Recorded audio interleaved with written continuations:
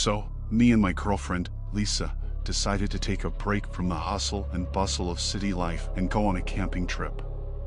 We wanted something remote, away from all the noise and stress. After some searching on the web, we stumbled upon this place that people raved about. They said it was secluded, had a beautiful lake, and was perfect for a peaceful getaway. Sounded like just what we needed. We packed up our gear and set off on the adventure. The drive was long, but we were excited. The anticipation of escaping into nature fueled our spirits. Finally, we arrived at our destination. The place had an eerie tranquility to it. The trees stood tall, their branches swaying in the gentle breeze. The lake shimmered under the setting sun, casting a golden glow over everything. Setting up camp was a breeze. We pitched our tent near the lake, the soothing sound of water lapping against the shore providing the perfect lullaby. We spent the first night cozied up around the campfire, sharing stories and enjoying each other's company. It was like a dream, a moment frozen in time. But then came the second night. That's when things took a dark turn. We were sitting by the fire, engrossed in conversation, when we heard rustling in the distance. We dismissed it as some nocturnal creatures going about their business, but the sounds grew closer, more ominous. Two figures emerged from the darkness. They were rough-looking, with greasy hair and tattered clothes. Their eyes bore into ours with a sinister intensity. A chill ran down my spine, and I instinctively moved closer to Lisa, feeling the need to protect her. One of the men, his voice gravelly and filled with malice, demanded money. It was clear they had no good intentions. Panic seized my chest, and I fumbled for my wallet, desperately hoping to appease them and make them go away. But it wasn't enough. They wanted more, and their demands grew increasingly aggressive. Fear consumed us, but we knew we had to think fast. Lisa whispered to me, her voice trembling, that we needed to find a way out. We couldn't just surrender to these monsters. With a surge of adrenaline, we made a run for it, darting through the darkness, our hearts pounding in our chests. The men gave chase, their footsteps echoing behind us. We zigzagged through the dense forest, branches clawing at our faces, adrenaline pumping through our veins. Fear became our fuel, pushing us to our limits. We had to find help, find safety. Finally, we stumbled upon a small cabin nestled among the trees. It was a glimmer of hope in the darkness. We banged on the door, our voices begging for help. The door swung open, revealing a middle-aged man with a concerned expression. We blurted our story, our words tumbling out in a rush. The man let us in, his face filled with sympathy and understanding. He called the authorities while offering us a place to hide until they arrived. The minutes ticked by, each second feeling like an eternity, but eventually, the sound of sirens filled the air. The police arrived, taking our statements and assuring us that they would do everything in their power to catch those men. They commended our bravery and advised us to stay vigilant. We were shaken to the core, but relieved that the nightmare was finally over. In the days that followed, we returned home, haunted by the chilling encounter. We took comfort in each other's presence, leaning on one another for support. The scars of that night would never truly fade, but we refused to let fear dictate our lives.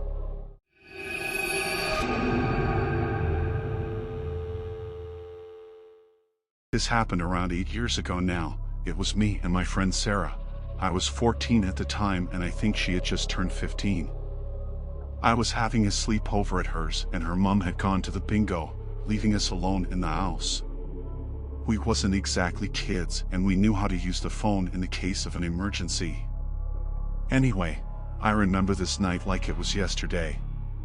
It was a dark and stormy evening, the kind that makes you feel like something eerie is lurking in the shadows.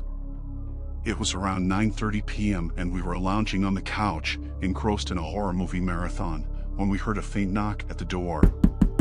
The sound sent a shiver down my spine, but I tried to shrug it off as a trick of my imagination. Sarah, always the brave one, got up to investigate while I stayed put, clutching a pillow tightly. She cautiously opened the door, keeping it on the latch, just enough to see who was outside. But no one was there. We thought maybe it was an animal, as it was really faint.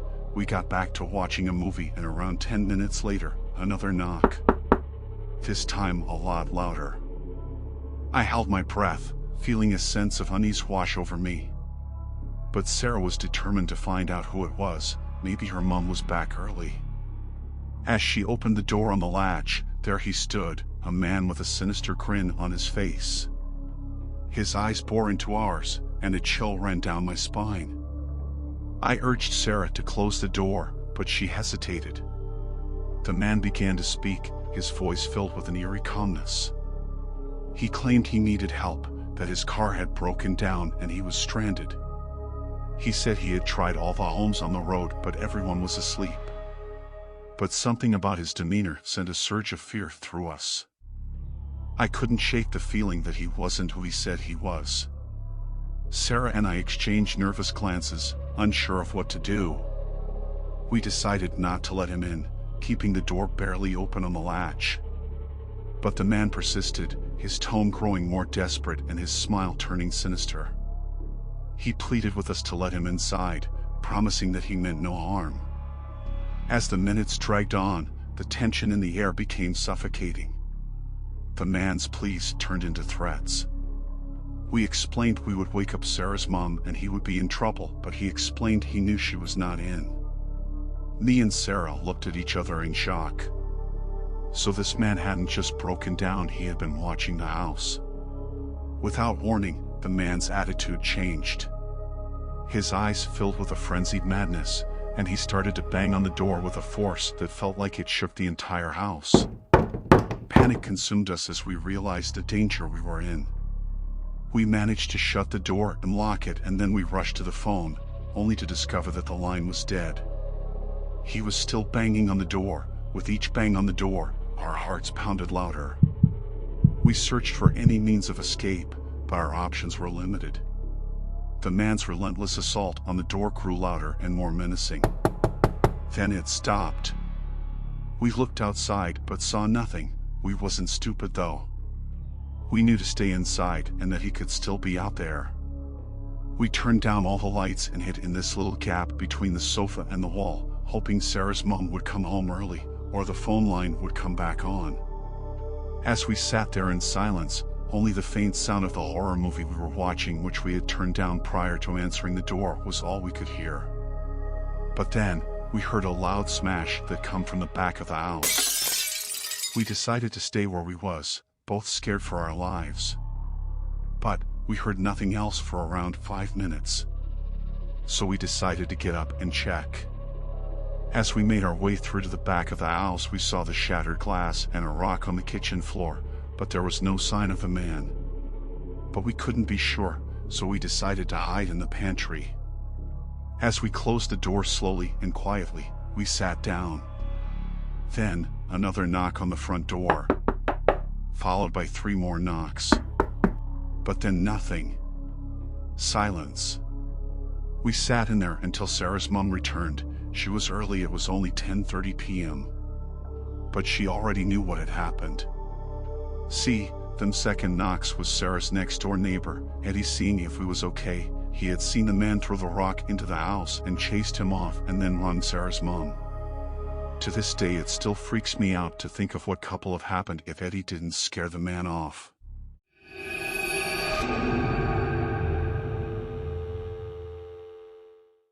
It was a cold, dark night. I stood alone at the dimly lit bus stop, waiting to embark on another dreaded night shift. The silence of the deserted street weighed heavily on my shoulders as I watched the minutes tick by. I was used to the eerie solitude of these pre-dawn hours, but this night would be different. As I checked the time on my phone, a car slowly pulled up beside me, its engine idling ominously. The driver's side window rolled down, revealing a chilling sight, a man wearing a grotesque mask. My heart began to race, and I took a step back, clutching my bag tightly. The masked man stared at me with a malevolent intensity, and I could feel a shiver crawl down my spine. He leaned over, his voice distorted through the mask, and he uttered a sinister threat that sent a jolt of fear through me. "I'll give you 30 seconds, he hissed, brandishing a gleaming knife. "Start running." My instincts took over, and without a second thought, I turned and sprinted down the desolate street, my heart pounding like a drum. The chilling realization that my life was on the line raced alongside me. I could hear the car's engine roar to life, and I knew he was right behind me. I darted down alleys and side streets, hoping to shake my pursuer. The sound of the car's engine grew closer, and my fear intensified. Panic welled up inside me, and I needed to escape this living nightmare. As I ran, I noticed a line of garden fences that stretched along a row of houses. It was a desperate gamble, but I had no other choice. I leaped onto the first fence, using all my strength to scramble over it. My heart felt like it would burst, and I knew I couldn't afford to look back. The masked man's car screeched to a halt just as I reached the next fence. My fingers fumbled with the wooden slats, and I could hear him yelling, his voice a haunting mix of anger and menace. I managed to clamber over the fence just as he burst out of his car, knife glinting in the pale moonlight. I heard him cursing, his footsteps coming closer. Adrenaline coursed through my veins, and I kept running, praying that I had created enough distance. Over the course of what felt like an eternity, I climbed more fences, darted through backyards, and scrambled through narrow passageways. The masked man pursued me relentlessly, never giving up. He was fueled by a sinister determination that seemed impossible to shake. My lungs burned, and my legs ached, but I couldn't stop. The stakes were too high. I had to survive this chilling encounter. The masked man was relentless, his threats echoing through the night as he pursued me relentlessly. Finally, I found myself on a more crowded street, the distant sounds of passing cars providing a glimmer of hope. I flagged down a passing vehicle, desperate for help. The driver's kind eyes met mine, and I could see the relief wash over his face as he realized the gravity of the situation. As I jumped into the vehicle, I urged the driver to speed away. I could still see the masked man in my rearview mirror, standing on the dark street, his malevolent gaze fixed on me.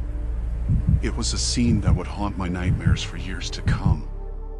The police were called, and they searched for the masked man, but he had vanished into the shadows, leaving me with the chilling memory of that horrifying encounter.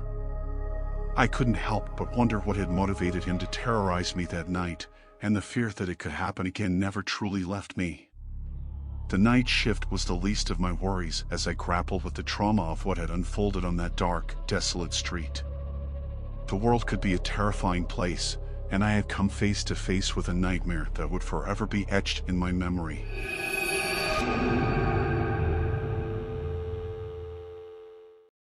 I always thought that moving into a new house would be exciting, but after what happened to us, I can honestly say that it's not always the case.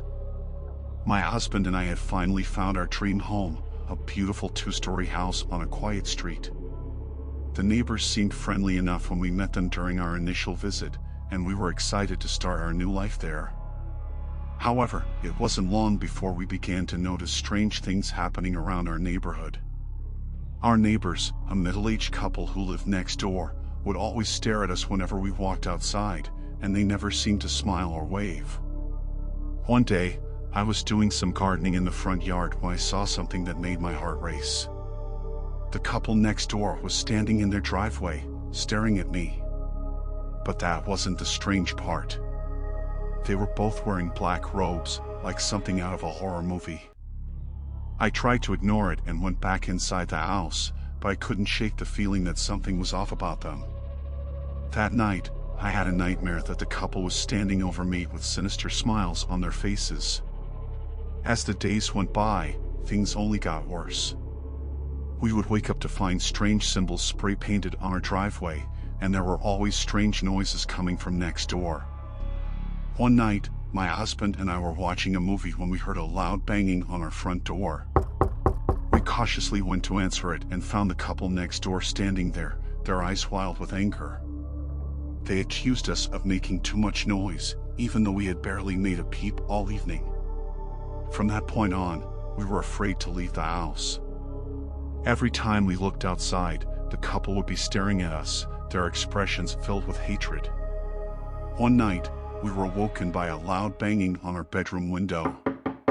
We cautiously peered out to see the couple next door, standing in our yard and holding up a sign that read, "Get out or else." We were terrified and decided to call the police. When they arrived, they found that the couple had been involved in some sort of cult, and they had been performing rituals in their backyard. We moved out of the house the next day, but the experience has haunted us ever since. I never imagined that our dream home could turn into a nightmare like that, and I still get chills thinking about what could have happened if we had stayed there any longer.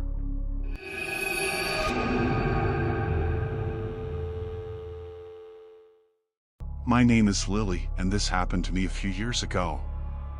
I grew up with a single parent, my father.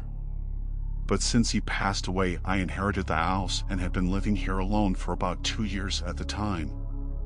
I had always enjoyed the solitude of living alone.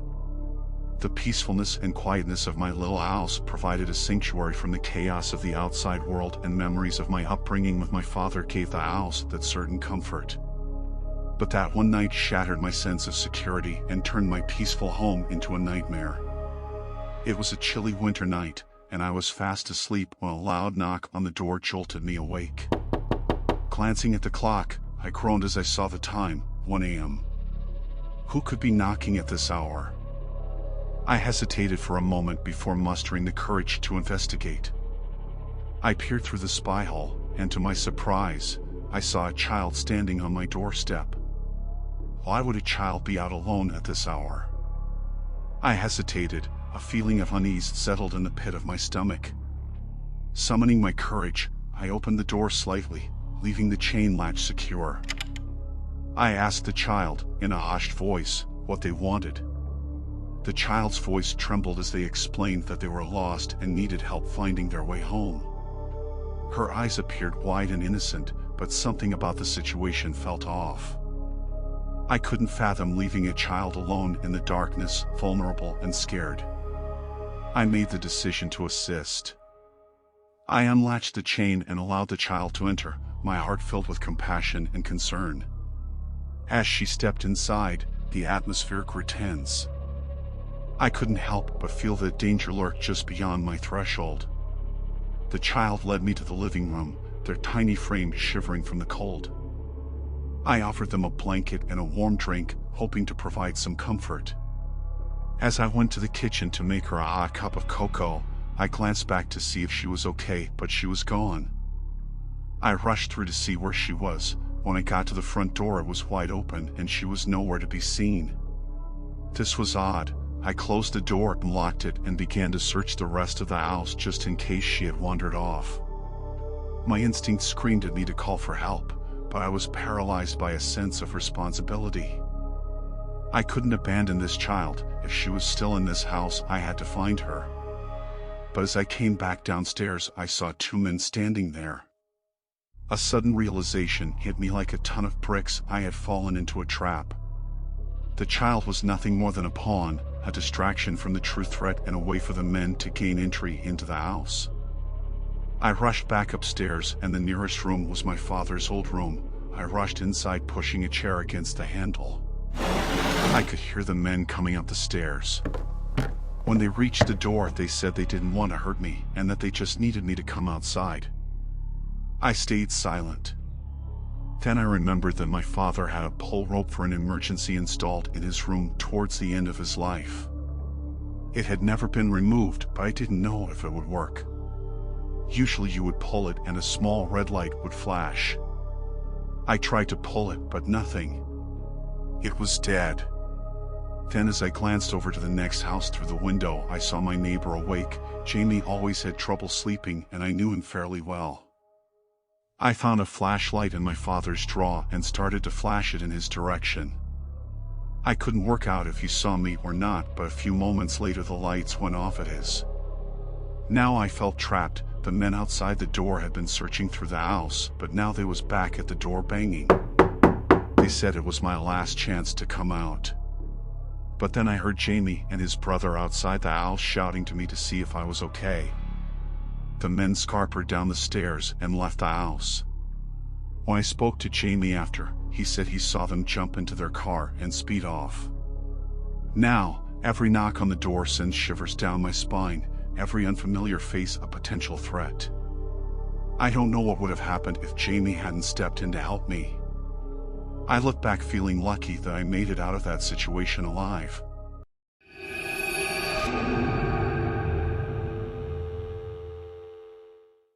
The early morning mist hung heavy in the air as I made my way towards the beach. The sound of crashing waves filled my ears, mingling with the excited chirping of seagulls. It was the perfect day for fishing, and I eagerly anticipated the solitude and tranquility that awaited me on the open sea. As I strolled along the shoreline, the familiar sight of beach huts and boats greeted my gaze. Each hut stood as a colorful sentinel, sheltering the belongings of those who sought solace in these tranquil waters. I marveled at the quiet beauty of the scene, a picturesque moment frozen in time. However, as I neared one particular beach hut, a sense of unease washed over me. Its door stood slightly ajar, a thin sliver of darkness peeking out from within. It was an unwelcome deviation from the neatly closed doors that lined the beach, a sign that something was amiss. A chill crept up my spine as I approached cautiously, my footsteps muted by the soft sand beneath my feet. The atmosphere seemed to change, the air growing heavier with each passing second. A mixture of curiosity and trepidation propelled me forward. With bated breath, I pushed the door open further, its rusty hinges protesting in a solemn creak. The hut's interior was shrouded in darkness, save for a faint sliver of light that pierced through a broken window. Shadows danced upon the weathered walls, creating an eerie tableau of unknown possibilities. As my eyes adjusted to the dim light, a sight unfolded before me that froze me in place. The small space was cluttered with fishing gear and weathered photographs, a testament to the hut's purpose as a refuge for passionate anglers. But amidst the familiar trappings of the trade, something horrific stood out. A pool of crimson stained the wooden floor, the metallic scent of blood mingling with the salty sea breeze.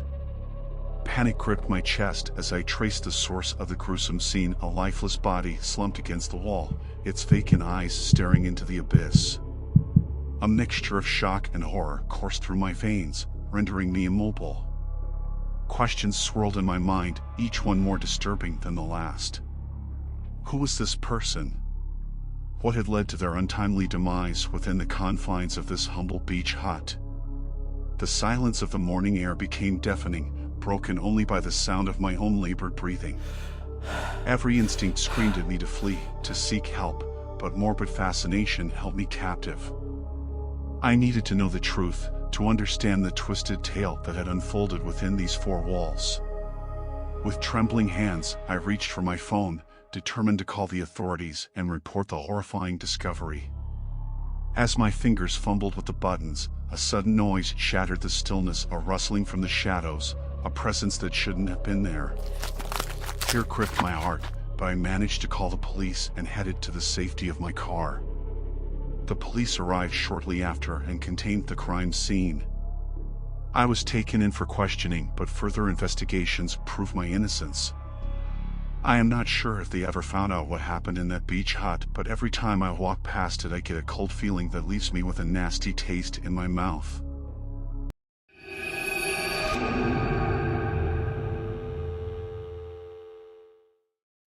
This happened a while back, but the memories are still haunting. So, I was a cashier for a local grocery store. I had my own apartment with my partner of 4 years at the time. We also had a baby on the way. As she was now quite far along, she had to take leave from her job at the cafe she worked at. So we had less money coming in. We cut back on things, but with less money and soon to have another mouth to feed, we needed more money. We still had to get everything for the baby, and I needed a new car as mine was only a 2-seater. We needed something more practical.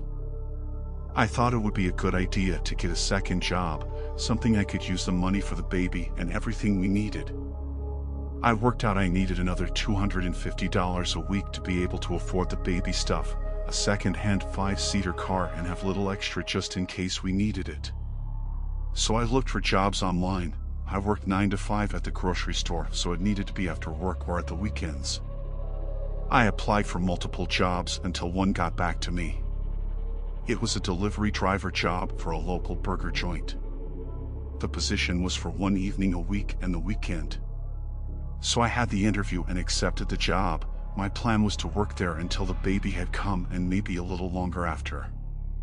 I had been there 2 weeks and was getting unwell when it happened. I was still using my old car and was dashing around making deliveries. Most of the customers were friendly and I used to get some good tips. There was a couple that were just plain rude, but I knew to just smile and tell them to enjoy their meal. Anyway, this night, I was delivering to an apartment only a few blocks away. I took the meal to the building and buzzed up to let them know I arrived. They asked who it was and I told them it's the delivery guy. They let me up and I got to their door, which was already open. I handed the man the food and, as usual, told him to enjoy his meal and thanked him for ordering with us. The bag was still hot, so told him to be careful. He looked down at the bag, then back up to me and smiled before turning round, going back into his home and shutting the door. Job done. At least I thought so. I had made a few more deliveries when I got a call from my boss. He said I needed to come back and deliver another meal to the address I just spoke about. He said there had been a problem and that the food was cold. I told my boss that was not right. It was only a couple of blocks away and the bag was piping hot when I passed it over to the customer. He gave me the look to say he knew and just said, "The customer is always right and do not think about it too much." He said sometimes you get awkward customers and to just try and deliver the best service you can. So here I was, in my car, with a duplicate order of the first and ready to deliver back up to the man in the apartment. I buzzed again and he didn't speak, he just released the door. I walked back up, this time to a closed door. I knocked on the door and waited. He opened the door and started having a go at me for the food, saying it was cold and that the order had been messed up. I apologized but told him I only deliver the food and don't make it, hoping he would give me some compassion. It seemed to work. He said, "I know it's not your fault." He asked me to bring the food inside for him. We were told never to enter a customer's home, but I had done this a couple of times with elderly people just to help them out and hopefully get a decent tip. I thought if it could repair things with this customer, it wouldn't hurt. I stepped inside. It was really dark. He told me to take it through to his kitchen and put it on the table. His attitude changed again. He was more aggressive. I laid the bag on the table and went to leave, but he blocked the door. "Open it up so I can see it's all there, and you can be my witness," he said. I was getting fed up but opened everything up for him. 1 Emperor burger, no onions. Large fries. Onion rings. Side salad and a Coke. "All there," I said. As I went to leave again, he didn't move. He just stood there. I explained I had to go as I had more deliveries to do. He told me that he wanted a refund as I had touched his food. I explained that he asked me to open everything up and I was very careful not to touch his food. Out of nowhere, he kicked me right in the stomach. I fell back, hitting my head on the table behind me. I stood back up, feeling a bit dizzy and very scared. He started to walk towards me, throwing a punch at me. I stumbled back and he went to throw another. This time, it missed. I managed to dodge him and run past him, making my way to the front door. I thought it was locked as I tried the handle, but it wouldn't open. I could hear the man coming from behind. I gave the handle a full turn and yanked it. It opened and I ran out. As I got to my car, I phoned the police and headed back to the burger joint. My boss was shocked but gave me a glass of water and sat me down. I was still feeling dizzy, but I was okay. The police later arrested the man who said he didn't know what I was on about but later was found guilty. I'm not sure what he was looking to get out of beating me up over a meal. I just don't see what the incentive was for him to do what he done. It's safe to say I left that job. I later found a weekend job at a local warehouse, packing boxes. But that night still plays on my mind. What would have happened if I didn't get past him?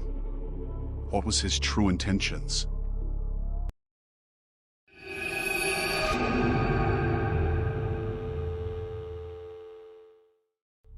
Okay, so I used to work as a cleaner at this small motel in the middle of nowhere to you, but to me it was at the edge of our small town on the road out of town. It wasn't the most glamorous job, but it was either that or farm work around here, and I know what I preferred.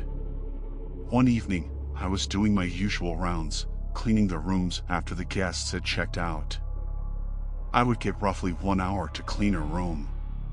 The motel had 8 rooms but was never fully booked, meaning guests usually stayed in rooms 1, 2, or 3. I got to this one room, which was number 2, and as soon as I walked in, things did not look great. It was more messy than I usually deal with, meaning it may take me longer than an hour. The mirrors had smears on them, the bed sheets were filthy and dirt, so was the carpet. Don't even get me started on the state of the restroom. But about 20 minutes into cleaning, I noticed a sharp object lying on the floor, hidden under the bed. It was covered in dried blood, and my heart pulsed. I couldn't believe what I was seeing. I quickly backed away, not knowing what to do. I mean, finding a sharp object covered in blood in a motel room is not something you encounter every day. I had guests play pranks before leaving strange objects or used objects, if you know what I mean. But, no, this was different. This was blood. The object was like a metal shard of some sorts. I didn't touch it with my hands, but pulled it out with my duster. I thought about calling the police, but I thought I better tell Molly first. She was the motel owner. But when I went to find her, she was nowhere to be found. It was like she had disappeared. Her husband Frank owned the motel too, but he didn't work there. He worked up at the butcher's in the town center. I phoned him and asked him what I should do, and he told me he would head straight up. When he arrived, we looked around, but found nothing else. He checked the book to see what guest had stayed in there, but there was no name. He said this meant that either the room was not booked out or that Molly had forgot to book them in. He was confused, as she usually is on top of everything. He tried to phone her, having no luck. We phoned the police and they arrived a few hours later. They searched the place and come back to the reception. They told us they had found a body in the dumpster around the back and that the motel is now a crime scene. They wouldn't give any other details. We were both questioned officially down at the station and later released. It turns out the body in the dumpster was Molly, and Frank had gone to identify her after that day and has since moved away from the town. I think he is living with his brother in Ohio now. The motel shut down and the killer was eventually caught a few months later. I feel safer knowing he's been caught, but it still creeps me out. What has happened has been the talk of the town here, and Molly is sadly missed by everyone living here. I know this might not sound nice, but I am thankful it was not me in that dumpster.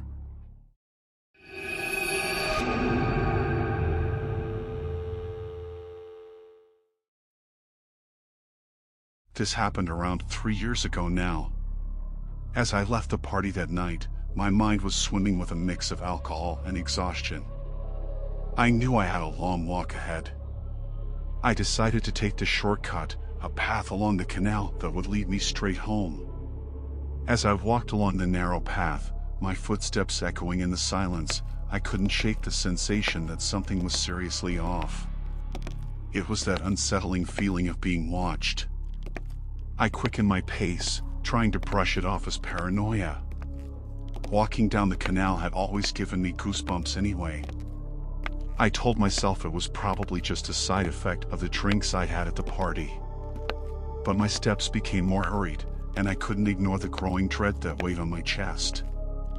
I fumbled for my phone and called my friend, Sarah, hoping that hearing a friendly voice might calm my nerves.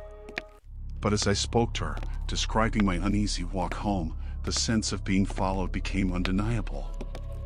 I heard footsteps behind me, and I told Sarah to stay on the line. Something felt wrong, and I needed her to know what was happening. I picked up my pace, the canal path stretching ahead, seemingly never-ending. The footsteps behind me quickened as well, confirming my fears. I could hear the heavy breathing of my pursuer. I broke into a run, clutching my phone in one hand, and Sarah's voice urging me to keep moving. She just kept telling me to run. Fear and adrenaline surged through me, and the path blurred into a frantic race. The footsteps behind me were steadily closing in. I sprinted, my mind racing with thoughts of escape. My home was close now. I could see the familiar streetlights. Desperation fueled me as I sprinted toward the safety of my neighborhood. But my pursuer was gaining on me. His presence was suffocating, and I could hear him now, muttering words. I veered into a narrow alleyway, hoping to lose him, but he followed without hesitation. My phone slipped from my sweaty hand, and the call with Sarah disconnected. I could only hear her voice calling my name as I turned, trying to evade the relentless stranger. In that confined space, he cornered me. His face was obscured by a hood. He reached out, grabbing my arm. I struggled with every ounce of strength I had left, my screams echoing through the alley. In a burst of adrenaline-fueled strength, I managed to break free. My heart pounding, I sprinted out of the alley, and my home was now just steps away. I flung the front door open, bolted inside, and locked it behind me. Breathless and trembling, I peered out the window, half expecting to see the stranger lurking in the shadows. But he was gone. That night, I couldn't sleep. The encounter haunted me. I couldn't help but wonder what might have happened if I hadn't managed to escape.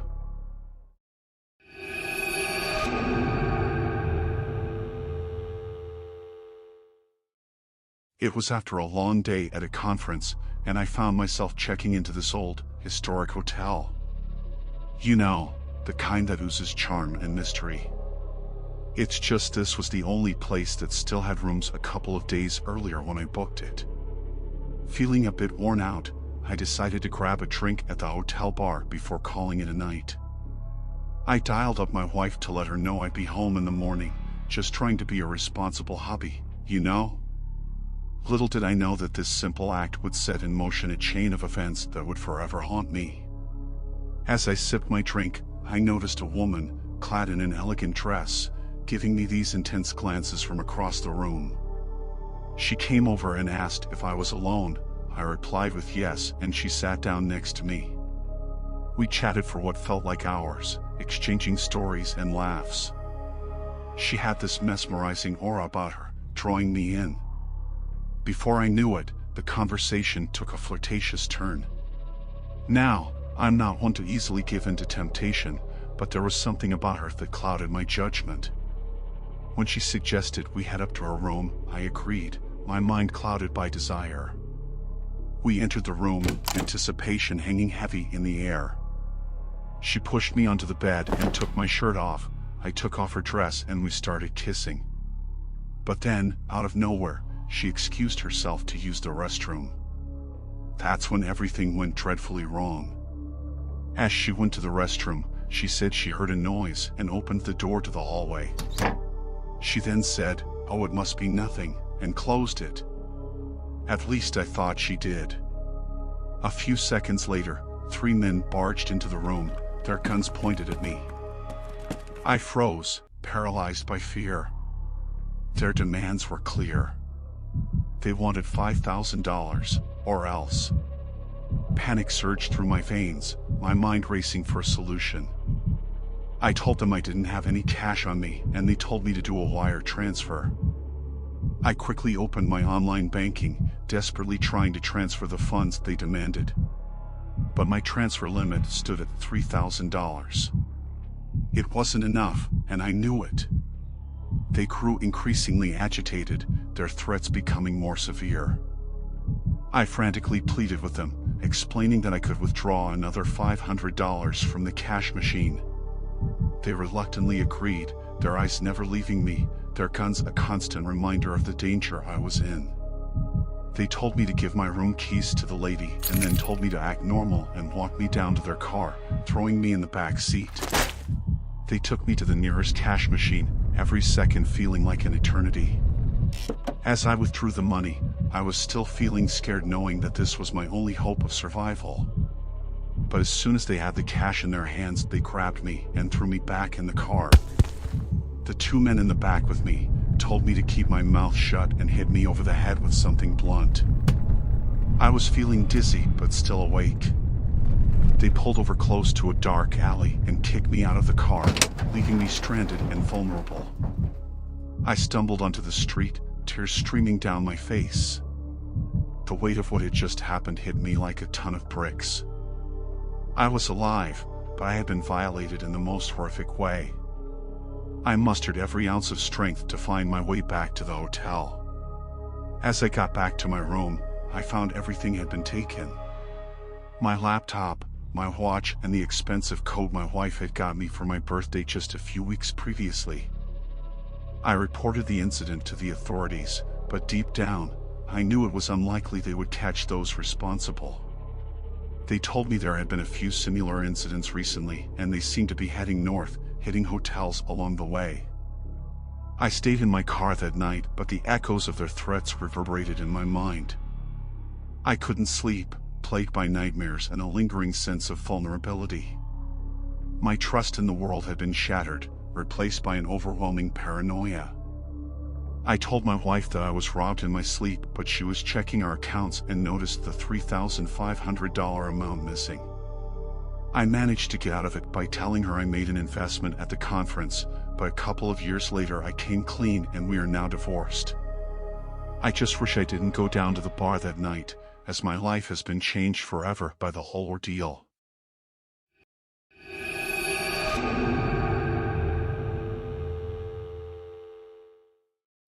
Renting a lake house for a weekend getaway with my friends was supposed to be a nostalgic trip down memory lane. My best friend Jacob was getting married later in the year, and we wanted some time alone with the boys, just like the good old days. It was meant to be all fun and games, but little did we know that the weekend would turn into a nightmare. We'd been at the lake house for 2 days, making the most of the time with fishing, barbecues, and reminiscing about our shared history. The first night was filled with laughter and good times, and we all felt like college buddies again. But then came the second night. As we was all in the main room lounging around, the electricity cut out. We weren't too worried initially. Power outages can happen, especially in remote places like this. We tried to laugh it off, lighting a few candles and sharing ghost stories like we used to in the dorms. But then, the atmosphere shifted. There was a sound, faint at first but growing louder, the creaking of floorboards in the hallway outside the room. We exchanged nervous glances, none of us daring to move. We knew we were alone in the house, or at least, we thought we were. The creaking continued, now followed by the shuffling of footsteps. Panic began to grip us, and in a moment of dread, I opened the door just a crack. The dim candlelight revealed something unimaginable. There was a shadowy figure standing at the end of the hall. The intruder was not a friend playing a prank. We could tell from the tension in the air that something was terribly wrong. My heart pounded really fast as I saw the glint of a machete in the stranger's hand, the metallic blade shimmering in the dim light. In a frenzied moment, we slammed the door shut, and the adrenaline kicked in. We knew we had to get out of there, to escape the madman who had invaded our lake house. With our hearts in our throats, we made a dash for the windows, shattering the glass to get out. The night air was cold and biting as we scrambled into the woods surrounding the house, our hearts racing.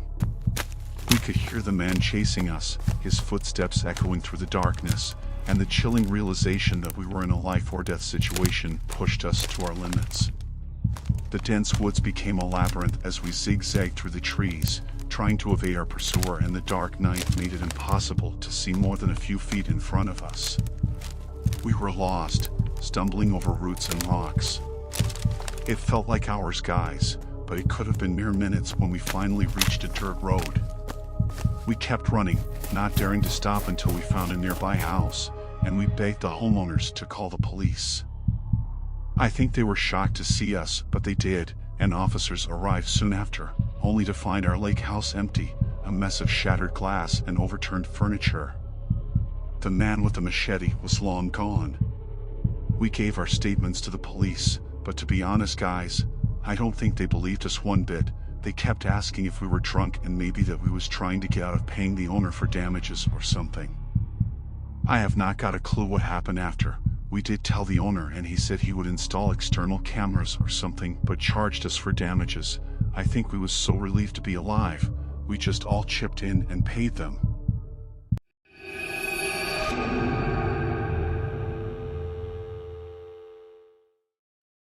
I remember it like it was yesterday. My partner and I had decided to visit my family in the city, and we thought it would be a great idea to stay in an Airbnb. We arrived at the address and were greeted by the host, a middle-aged man with a warm smile. He showed us to our room and gave us a quick tour of the house. Everything seemed normal and the place was clean and tidy. As the evening went on, we settled in and started to relax.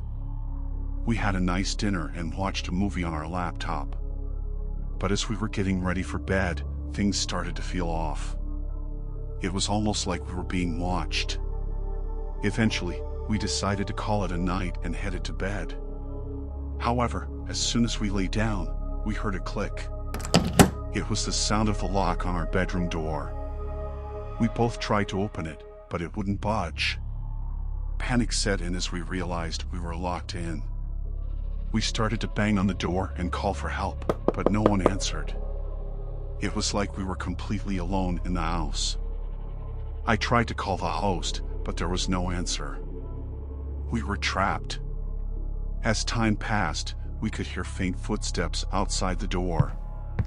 It was the sound of someone pacing back and forth, and it was getting closer. My partner and I were huddled in the corner of the room, clutching each other tightly. We didn't know what was going to happen next. Eventually, the footsteps stopped right outside our door. There was a long pause, and then a sudden knock. It was the host. He said he had accidentally locked us in and promised to unlock the door right away. But as soon as he opened the door, I could tell something was off. He had a strange look in his eyes. We knew we couldn't stay there and we ran for the front door, but it was locked. We were trapped again. We could hear the host chasing after us, and we knew we had to find a way out. We quickly searched the house for anything we could use to defend ourselves. We found a heavy vase and a pair of scissors. It wasn't much, but it was better than nothing. We could hear the host getting closer, so we made a break for it. We ran down the hallway and out the back door. We were outside, but we weren't safe yet. We could still hear the host shouting and searching for us. We didn't know where to go, but we had to get away from there. We ran down the street and eventually found a police station. We explained everything to the officers, and they immediately went to the Airbnb to arrest the host. From that day on, my partner and I never stayed in an Airbnb again. It was a terrifying experience that we will never forget. We learned that sometimes, it's better to pay a little extra for a hotel room than to risk staying in a stranger's home.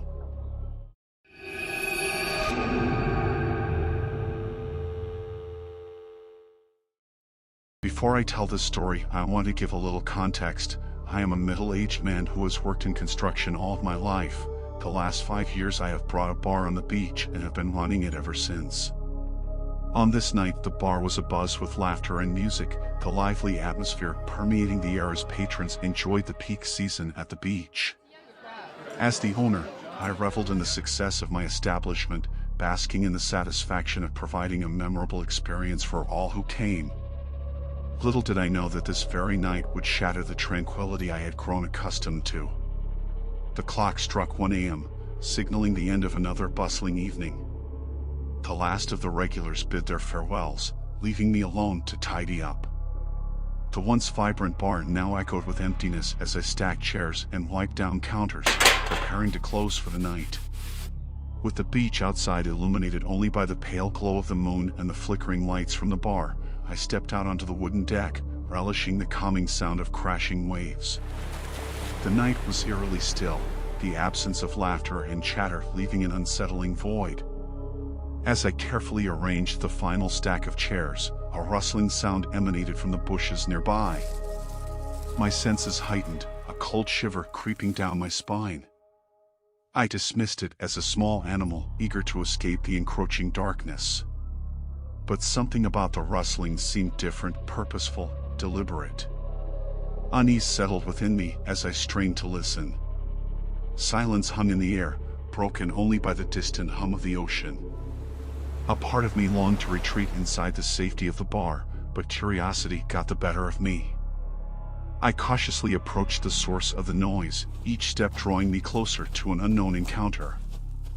A figure emerged from the shadows, their features obscured by the dim moonlight. A sickening dread washed over me as I caught a glimpse of their eyes, cold and devoid of humanity. My heart raced, pounding in my chest like a drumbeat of fear. The stranger spoke, their voice laced with a chilling calmness. Their words were cryptic, hinting at a darkness that lurked beneath the surface. They seemed to know details about my life, my past in construction, my bar, my patrons, that sent chills down my spine. My instinct screamed at me to retreat, to escape the clutches of this enigmatic figure. But their presence held me captive, their words weaving a web of dread around my soul. Every fiber of my being urged me to run, to seek safety, but I was frozen in place, consumed by a mixture of fear and fascination. As the encounter drew to a close, the stranger disappeared into the night, leaving me trembling and disoriented. Questions swirled in my mind, a maze of uncertainty and paranoia. Who was this person, and what sinister purpose had brought them to my bar? From that night on, a shadow loomed over my beachside haven. Fear became an unwelcome companion, lurking behind every corner, infecting even the liveliest of moments. The once thriving bar became a battleground between the allure of success and the haunting memory of that fateful encounter.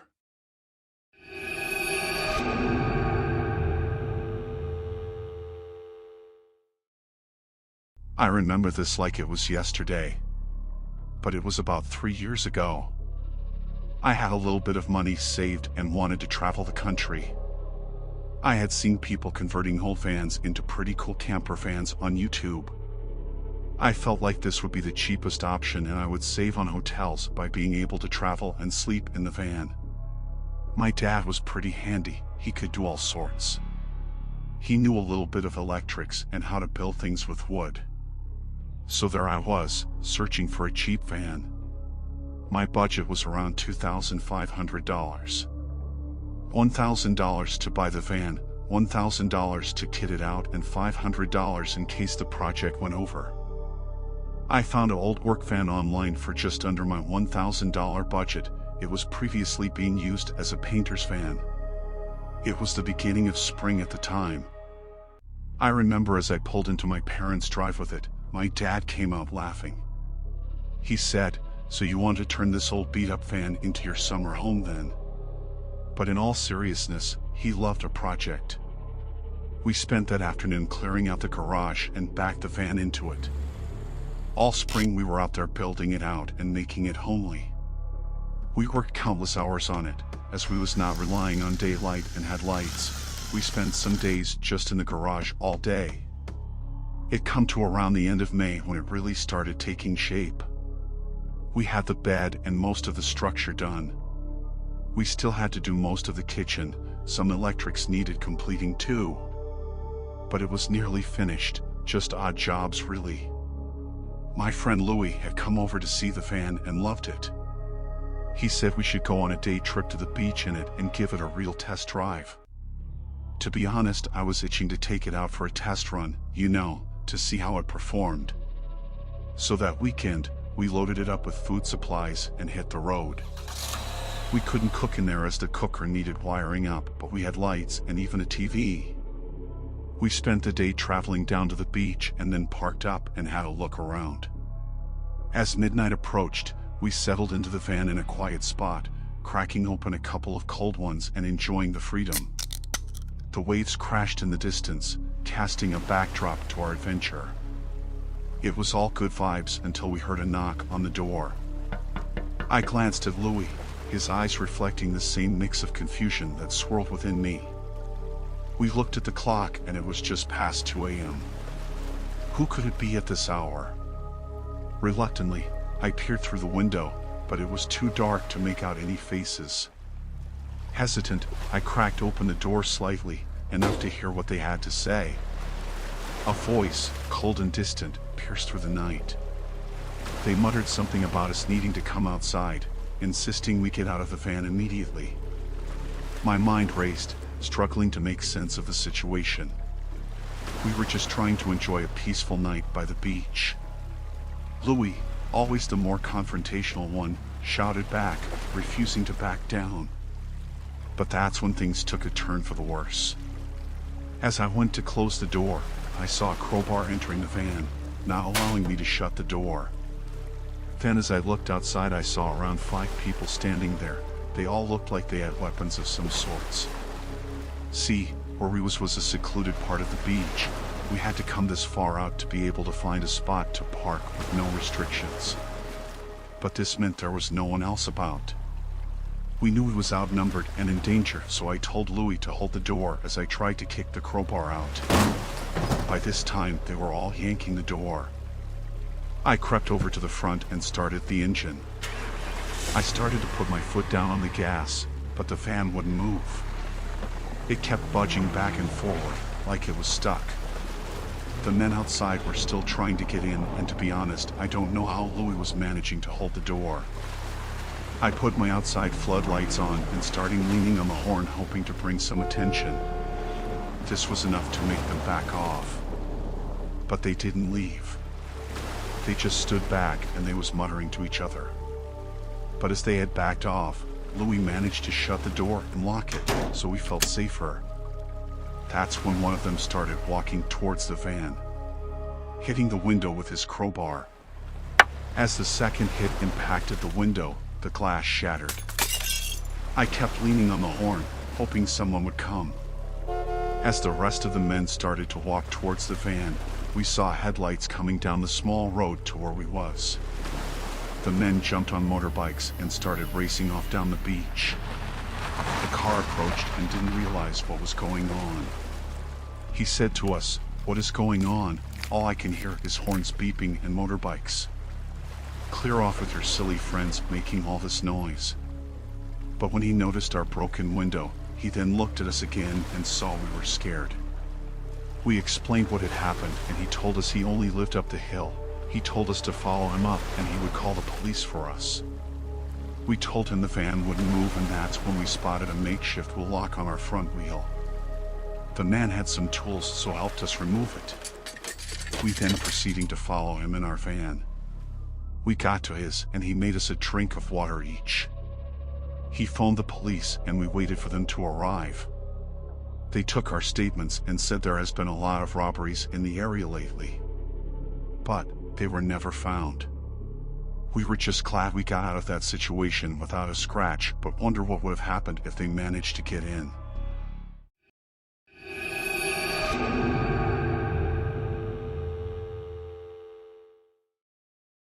So, there I was, a man about to buy a business in a small town. I made the drive out, eager to see how things were run. It was a small coffee shop and they seemed to be doing well. The owner needed a quick sale due to moving countries.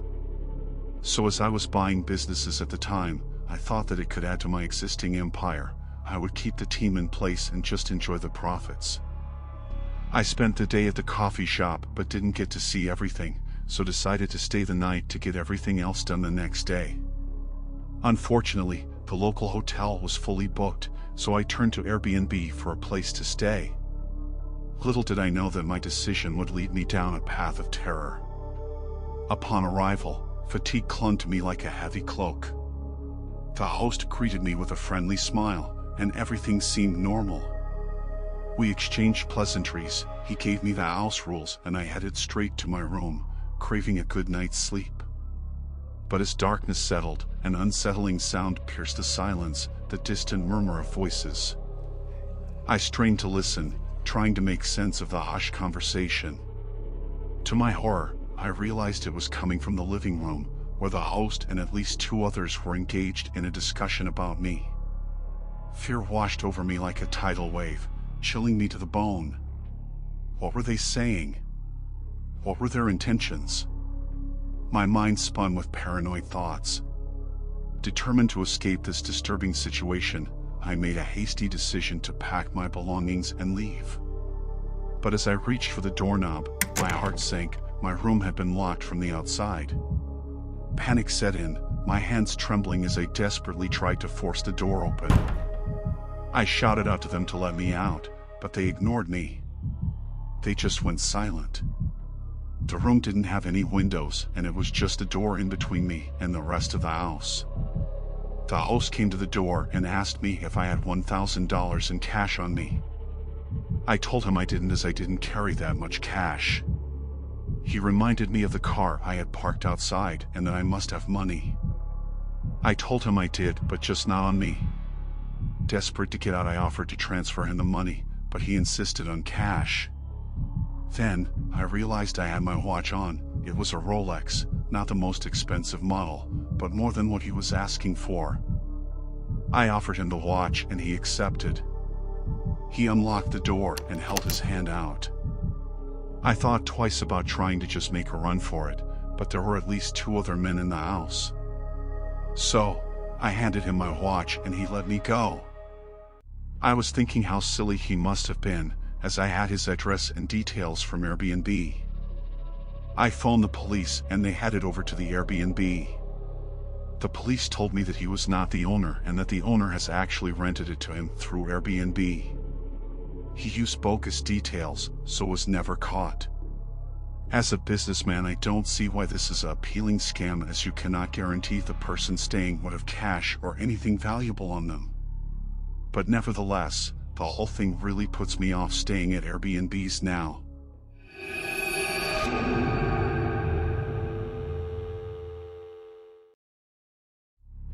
We had been on the road for hours, traveling north to visit a hiking spot when it started getting late, and we decided to find a motel to spend the night. We spotted one up ahead, a small and old-looking place, but it was the only option around, so we pulled in. As we entered the reception, we noticed this older couple standing there, just staring at us with these blank expressions, almost like they were looking straight through us. It was creepy. It gave me a weird feeling, but I brushed it off, thinking they were just other guests or something. The guy behind the reception counter was acting strangely too, speaking in a monotone voice and barely making eye contact. But we were tired, and all we wanted was a place to sleep, so we decided to ignore the odd vibes and check in. The motel room was dingy and smelled musty, but again, we just needed a place to rest for the night. My wife fell straight to sleep, but my two teenage daughters were still full of life. They had slept in the car for some of the journey, so they wasn't as tired as us. I turned on the TV for them and found a movie on one of the channels. I went to make a glass of water and try to get some sleep. As we settled in though, things started to get even stranger. We could hear footsteps outside our door, but every time we looked, there was no one there. Then, there were these weird noises coming from the other side of the walls, like banging. It sent chills down our spines, and we couldn't figure out where it was coming from. At this point, my family and I were getting really creeped out, and my wife had even woke up at this point, but we didn't want to leave in the middle of the night, so we decided to tough it out until morning. But as the night went on, things escalated even further. We could hear hushed voices outside our window, like people whispering and plotting something. It made us feel like we were being watched and that something cruel was going on. I tried to call the front desk to report the strange noises and disturbances, but the phone in the room was dead. It felt like we were cut off from the outside world, trapped in this creepy motel with no way to get help. As we huddled together, trying to make sense of what was happening, we heard a loud bang on our door. It was so forceful that the door rattled on its hinges. My heart was pounding in my chest as I mustered the courage to open the door. And there they were, that same older couple from the reception, standing outside our room with those blank stares. They didn't say a word, just kept staring at us with these unnerving expressions. I managed to ask them what they wanted, but they just turned and walked away without a word. We decided we couldn't stay there any longer. Whatever was going on in that motel was too strange and terrifying for us to handle. We quickly packed our things and made a run for it. But as we got to the car, all of our tires had been slashed. We ran around to the reception, but it was closed. The only safest place we could think of was to head back to the room. As we went to our room, we noticed the room next to us had their door wide open and there was a woman inside sounding like she was in pain. We couldn't leave it, so my family went into our room and locked the doors while I went next door to see what's happening. As I entered, I saw a lady on the bed with blood everywhere. She was missing an arm and screaming in pain. I phoned the police and stayed with the woman until they arrived. It turns out the old couple had knocked on her door pretending to be in need of help and put some kind of wet fabric over her nose, and the next thing she is waking up in pain, missing toes and one of her arms. I don't know what happened after that or if they were ever caught. I can only speculate, but I think the couple had planned to do something to us but realized they would be outnumbered. I think they only targeted her as she was alone. But it gives me the creeps thinking back on what happened there that night. Something I wouldn't want to experience ever again.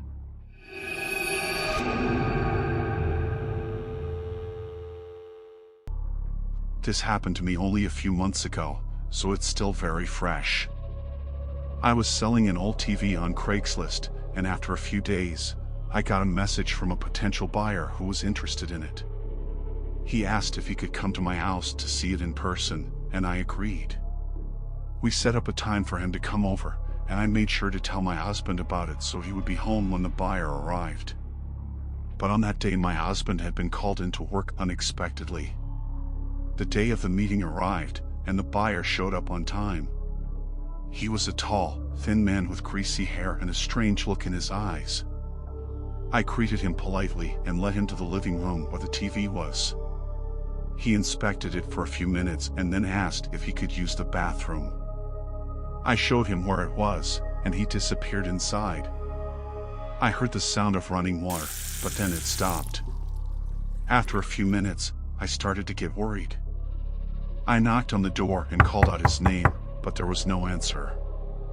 I waited a few more minutes, but still, there was no response. Finally, I decided to open the door and check on him. What I saw inside made my blood run cold. The man was standing in front of the bathroom mirror, staring at himself with a crazed look in his eyes. He was muttering to himself, and I could see that he had something in his hand. When he noticed me, he quickly hid the object behind his back. I asked him if everything was okay, but he just grinned at me and said he was fine. He then asked me if he could have the TV for free, and I told him that the price was firm. He seemed disappointed but eventually agreed to pay the asking price. After he left, I called my husband and told him what had happened. He rushed home, and we both agreed that the man was very strange and that we needed to be careful. A few days later, I received another message from the same buyer, asking if I had any other items for sale. I ignored it, but he kept sending me messages, each one getting more aggressive and threatening. One night, when my husband was out of town, I heard a knock at the door. When I looked through the peephole, I saw the man standing on my doorstep, holding something in his hand. I panicked and called the police, but by the time they arrived, he was gone. The experience left me traumatized, and I never sold anything on Craigslist again. I always made sure to meet potential buyers in a public place now and to never let them inside my home. The incident also taught me that you can never be too careful when dealing with strangers, even if they seem harmless at first.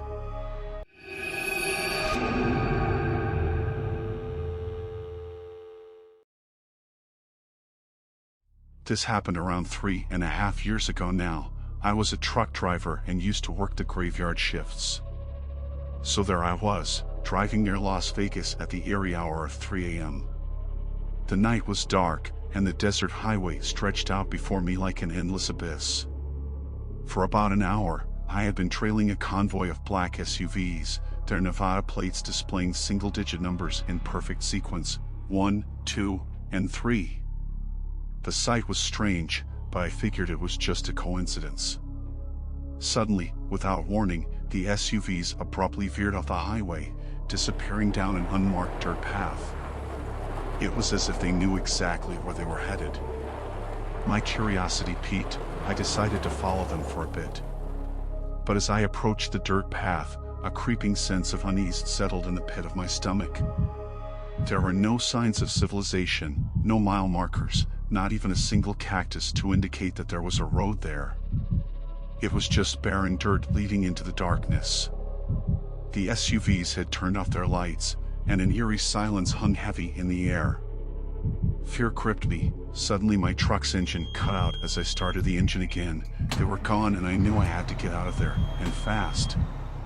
My instinct screamed at me to leave, to turn around and never look back. I didn't stick around to find out what they were up to or try to find out where they went. The situation was too creepy for comfort. I hit the gas, leaving the mysterious dirt path and the SUVs far behind me. As I drove away, a sense of dread washed over me. What had I stumbled upon? What were those black SUVs doing out there in the dead of night? My mind raced with theories and scenarios, each one more terrifying than the last. To this day, I can't shake the feeling that I narrowly escaped something sinister. The memory of those black SUVs, the single-digit plates, and the pitch-black dirt path haunts me, a constant reminder that the darkness of the night can hide unimaginable secrets.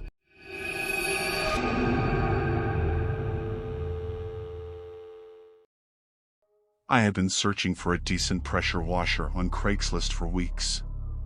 See, I couldn't afford to buy a new one, but also didn't want to pay too much on the second-hand market. I finally found one that seemed perfect. The price was right, the make and model was exactly what I wanted, and the seller was located only a few miles away. I quickly sent a message to the seller and arranged a time to meet at his home to check out the pressure washer. The address was in a quiet suburban neighborhood, with well-manicured lawns and neatly trimmed hedges. The house was a modest single-story with a well-kept garden, and it gave off an overall impression of tranquility. I rang the doorbell and was greeted by an elderly man who looked like he was in his 70s. He invited me inside and led me to the living room where the pressure washer was sitting. It looked to be in good condition, but I asked the seller if he wouldn't mind starting it up to make sure it worked. "Of course," he replied. "Follow me to the back garden." As we walked through the house, I noticed something strange in the kitchen. It was a painting on the wall, but there was something eerie about it that made me shudder. The painting depicted a group of people gathered around a body on a stone in the woods. The people were all wearing robes and their faces were twisted in what looked like a combination of terror and ecstasy. But I quickly brushed it off and followed the elderly man outside to the back garden. He connected the pressure washer to the garden hose and started it up. It worked perfectly, and I was thrilled with my purchase. I handed over the cash, and the seller gave me a friendly smile. "Thank you for your business," he said. "I hope you enjoy using it." I thanked him and started to leave, but then I remembered the painting in the kitchen. "Excuse me, sir," I said. "I couldn't help but notice the painting in your kitchen. What is it?" The man's expression changed. He looked suddenly uncomfortable, and his smile faltered. That? Oh, that's nothing. Just a painting I picked up at a garage sale.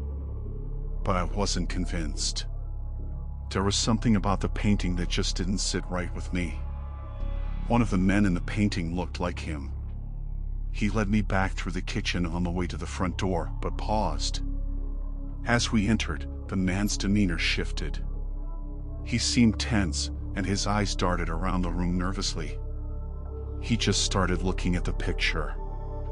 I stepped closer to him and asked if he was okay. He didn't answer. I looked at the painting, and as I examined the painting, I noticed something strange. The faces of the people in the painting were all the same. They were identical, down to the smallest detail. And they were all very similar to him. What's the meaning of this? I asked, puzzled. The man shifted his weight from one foot to the other. I'm not sure, he said. I just thought it was a cool painting. I wasn't convinced.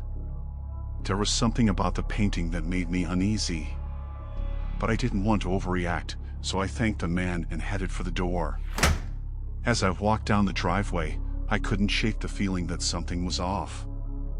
I turned to look back at the house and saw the elderly man standing in the doorway, watching me. But there was something different about him. His eyes were darker, and his smile had disappeared. Suddenly, I felt a chill run down my spine. I quickly got into my car and drove away, trying to push the strange encounter out of my mind.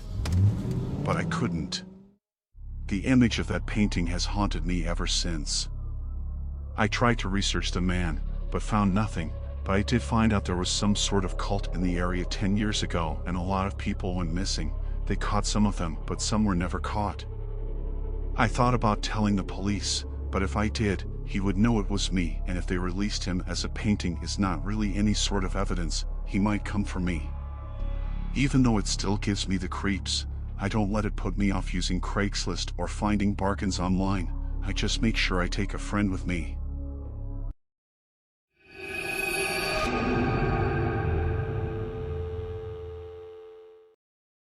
This happened back when I left school.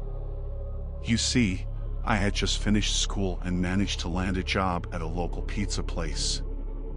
I wanted to build computers, but as I was still living with my mom, she started asking for rent and money to help with the bills. We didn't have a lot of money growing up and lived week to week on the little money we had. So I felt like I needed to help out. This is when I found a job at a local pizza parlor. The sign said driver wanted. I thought that delivering people's orders would be easy, and I knew the town, so knew all the shortcuts. I could get deliveries done fast and use any spare time between deliveries to park up and look for computer jobs online. For me, this was just a temporary gig. So I applied for the job, and a week later I got the call to say I had got it. Fast forward, I had been working at the pizza place for about 4 months when this bizarre delivery came up. It was to a customer I had never delivered to at all before, and I had this weird feeling in my gut. But, hey, money is money, right? So, I took the address and hopped in my car, ready to make the delivery. The house was in the outskirts of town. You had to drive up a long road to even get to that area. I hadn't been there much, as there was only a few houses there. I never knew anyone there, so never had to go there before. When I arrived, the neighborhood seemed deserted, with only a few flickering streetlights casting long shadows. When I arrived at the customer's house, I noticed something off about it. The front yard was overgrown, and the paint on the walls was peeling. It had this eerie, abandoned feel to it. My instincts were screaming at me to turn around and leave, but I couldn't just bail on the delivery. See, my boss was strict. He only had 3 delivery drivers, and on busy nights we would all be non-stop. So here is how it went. I mustered up some courage and knocked on the door. It creaked open slowly, as if on its own, revealing a dimly lit interior. The air was stale, carrying a musty odor that sent a chill down me. I called out, announcing myself as the pizza delivery person, but there was no response. I decided to leave the pizza on the porch and head back to my car, but as I was halfway down the drive, I heard a voice call out. I couldn't quite work out what it said, but I turned back. I saw a lady standing there pointing down to the pizza boxes. I shouted out, "Enjoy your meal," and started to walk to my car, but she called out again. I knew if I didn't see what she was saying, she could ring my boss, so I felt like I had to see what she was saying. As I got close, she explained the pizza is too heavy and she needed it brought through to our living room. I explained we are not allowed to enter customers' homes and that I was very busy. I had other deliveries to complete. She told me to take the pizzas and leave, then said she would call my boss and say she had no delivery. Then slammed the door. I phoned my boss to explain before she did. He told me to just knock again and quickly put them on her table. He said it won't take long and he needed me back for more deliveries. I walked back up to the house and knocked on the door.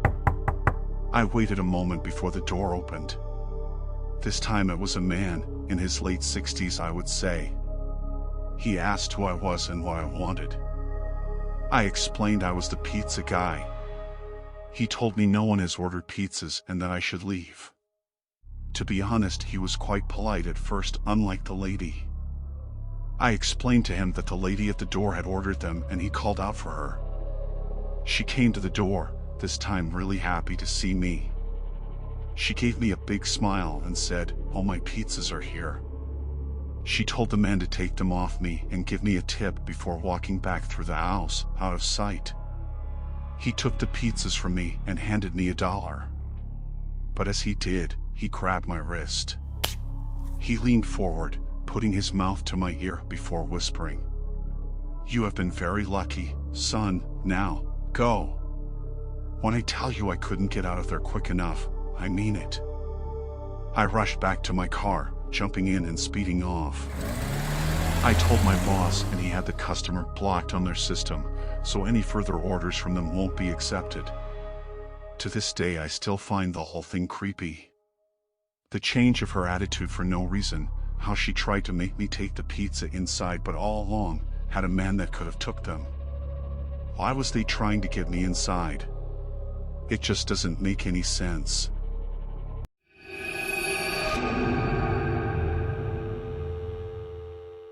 So me and my wife needed to get away. She had just lost her brother to a long-term illness a year before this, and I wanted to just spend some time with her. I was looking online for weekend breaks when my son comes into the kitchen for a drink. As he is pouring his water, I asked him what he thought of this hotel I was looking at. He came over and said it was nice, but overpriced. He told me about this website called Airbnb, a website that lets property owners rent out their homes for short stays. I had to double check this was okay, but turns out it was fine. So, I found a lovely little place. It even had its own pool. Had amazing reviews too. I booked it up for the following weekend and wanted to surprise my wife with it as soon as she came in. We spent the rest of the time looking through the pictures and excited to stay there. It came to the day we would be traveling to the Airbnb and we packed the car and started the long drive there. As we arrived, we couldn't believe how nice it was. It was lovely. We had a little welcome package with details about the home and some essentials we may need during our stay. Our first night was great. We spent time together listening to music and I even had a dip in the pool. That night, we head upstairs for bed around 11 p.m. I can't remember the exact time, but a short while later there was a knock at the door. I went down to answer it, thinking it must be important. As I opened the door slowly, I saw a man standing there. He didn't speak, so I asked what he wanted. He said he was lost and asked if I had a map of the area. I explained that I didn't know the area very well myself and that I wouldn't know if there was a map here. He apologized and left. I shut the door. I remember being very tired, so I went straight back up to bed. The rest of the night was silent and I'm usually a deep sleeper around 2 hours into sleeping. The next day, I told my wife about what had happened and we both found it strange but thought nothing more of it. That night, as I was turning off all the electrics for the night, ready to head up to bed, I heard a rustling outside.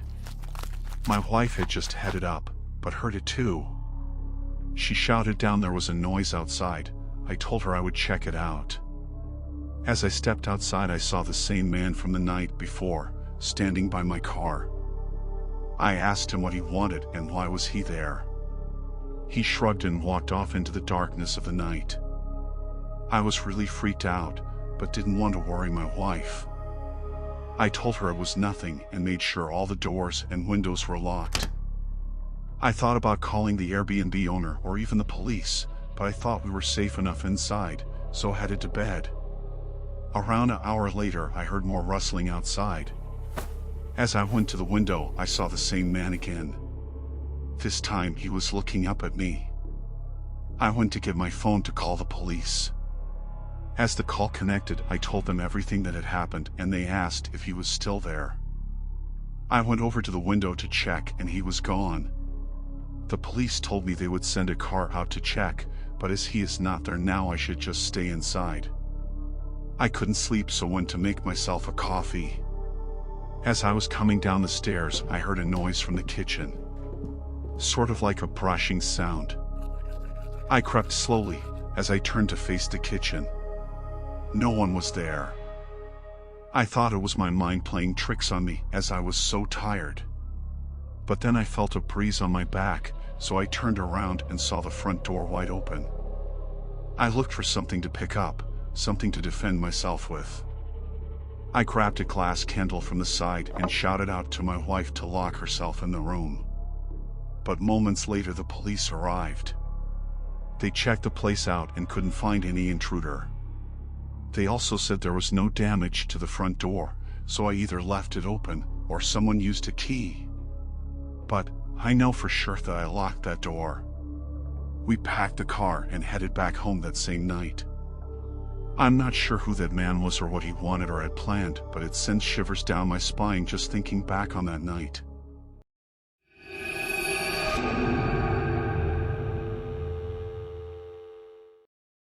I'm just your average landowner, living a peaceful life on my vast property. But one fateful day, my tranquility is shattered when I stumble upon a group of people camping right on my land. Now, you might think it's no big deal, right? Just some innocent campers who took a wrong turn. Well, hold on tight, cause things are about to take a sinister turn. I approach the campers, trying to maintain my cool, and politely ask them to leave. I mean, it's my property, and I have every right to defend it. But instead of packing up their tents and hitting the road, they start shouting at me, spewing obscenities and threats. My patience wears thin as their voices pierce the air, and I make it clear that I'll call the police if they don't skedaddle. That's when it happens. The atmosphere grows heavy, and a strange stillness settles over the scene. I feel an icy tingle crawl up my spine as their shouts morph into an eerie chorus of whispers. Their words, once angry and confrontational, turn into something otherworldly, sending a chill straight to my core. My mind races, trying to make sense of this bizarre turn of events. I pinch myself, hoping it's all just a twisted nightmare, but the pain is real. The air feels charged, as if invisible threads are weaving a web of malevolence around us. I take a step back, my heart pounding in my chest, and that's when I notice it, their eyes. Their once vibrant, human eyes have transformed into something sinister. Dark and hollow, they seem to reflect a void that devours light itself. Fear courses through my veins as I realize I'm dealing with something beyond my comprehension, something that defies logic and reason. With a trembling hand, I reach for my phone, intending to dial emergency services, but to my horror, it's dead. No signal.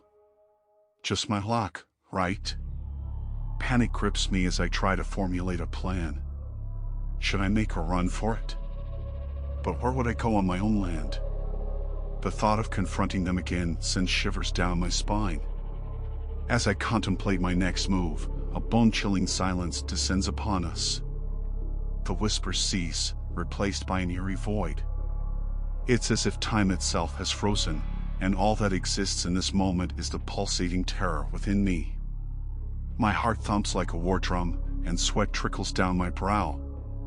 Just when I think I'm trapped in this waking nightmare, the campers suddenly disperse. Their departure is swift, almost unnatural, as if they were never there in the first place. The stillness returns, and I'm left standing alone on my land, my heart still racing, my mind reeling from the encounter. I take a deep breath, my senses on high alert, and make my way back to the safety of my home. The incident haunts me, leaving a permanent mark on my psyche. I've come to realize that there are forces in this world that defy explanation, that lurk in the shadows of our everyday reality. And sometimes, they choose to reveal themselves in the most unexpected and unsettling ways.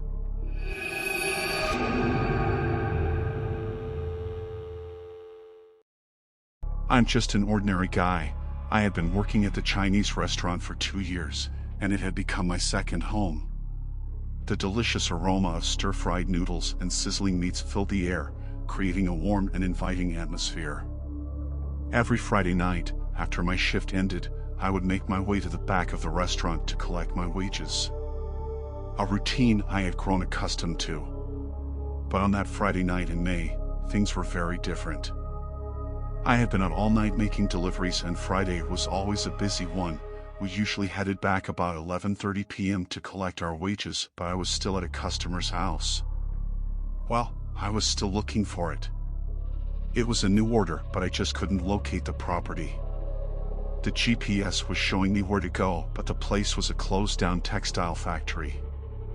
Around 20 minutes later, I found it. It was in a new building just behind the factory. Anyway, there are 2 other drivers, and they would have gone back and gone home by now.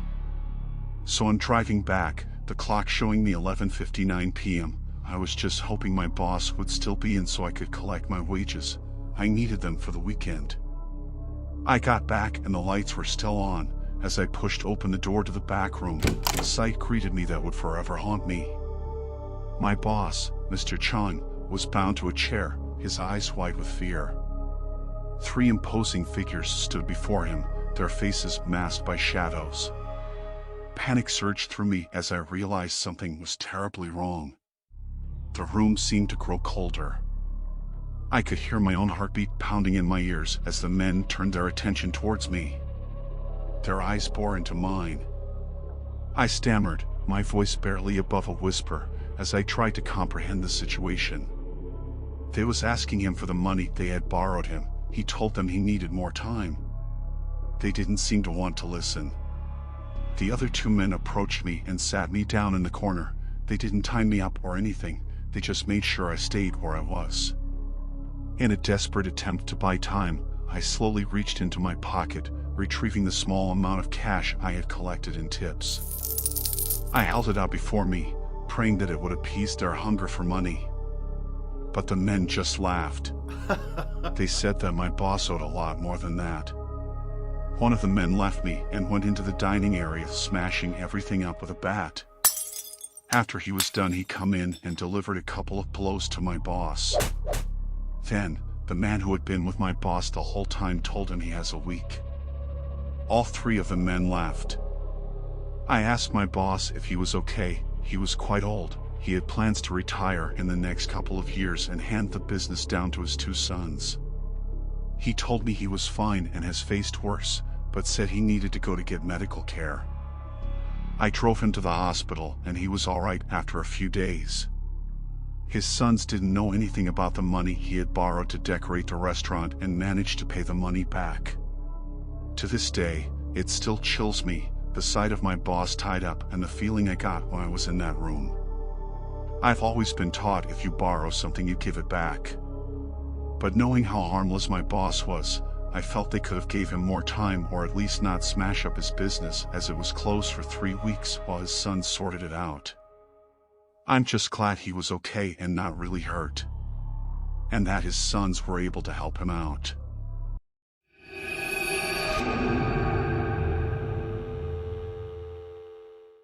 So, I used to work the front desk at this hotel for a couple of years, and let me tell you, some strange things went down during my time there. But nothing like this. It was just an ordinary day when this peculiar man walked in, looking to book a room without a reservation.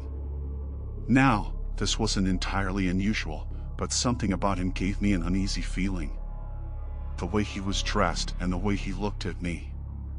Nevertheless, I checked the system and found him an available room. Little did I know that this encounter would lead me down a path of terror. Later that night, as I was going about my duties, I noticed 3 individuals walking into the hotel lobby.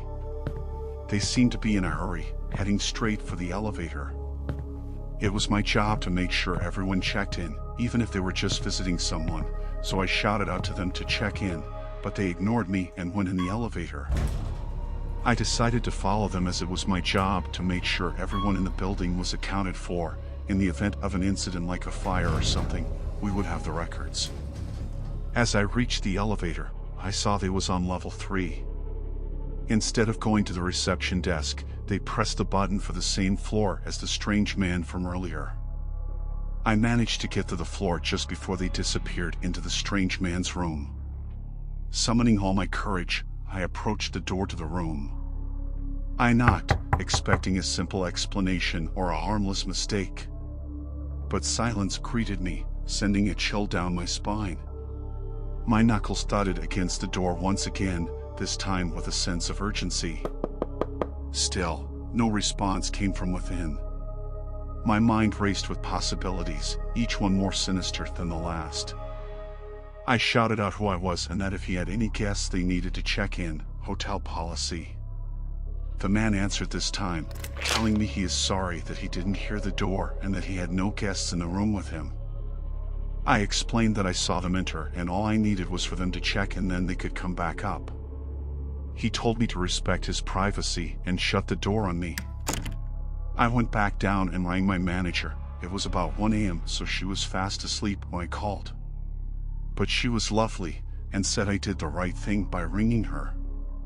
She told me to just leave them be and log it in the book that 3 men was in the room with him for our records. Then, around an hour later, 2 more men came into the reception with big duffel bags and headed straight for the lift. I tried calling out to them, but they ignored me. I didn't want to wake my manager again or go up to the room, but I saw the lift stop at level 3 so knew there were more guests for the strange man. I just logged it in the book and got back to a movie I was watching on the laptop. Suddenly, the lights all went off. The backup lights came on and the hotel was covered in dim lighting. I heard banging and loud noises from the floor above. I reached for the phone and the line was dead. Someone had cut the line. I grabbed myself from my bag and phoned the police and then my manager. When the police arrived, they searched everywhere and found one of the guests on level 2 had been robbed. A rich businessman who was in the area buying properties. He wasn't there at the time, but everything in his safe had been taken. The strange men were nowhere to be seen, and the first one that booked the room used fake details and a stolen card to book the room, so they was never found. The businessman was later told about what had happened and was shocked but didn't seem too bothered. The hotel had to employ security after this event happened, but I soon left and got a job at a local restaurant. That night still haunts me, thinking about me coming face to face with the strange man who seemed to be behind it all.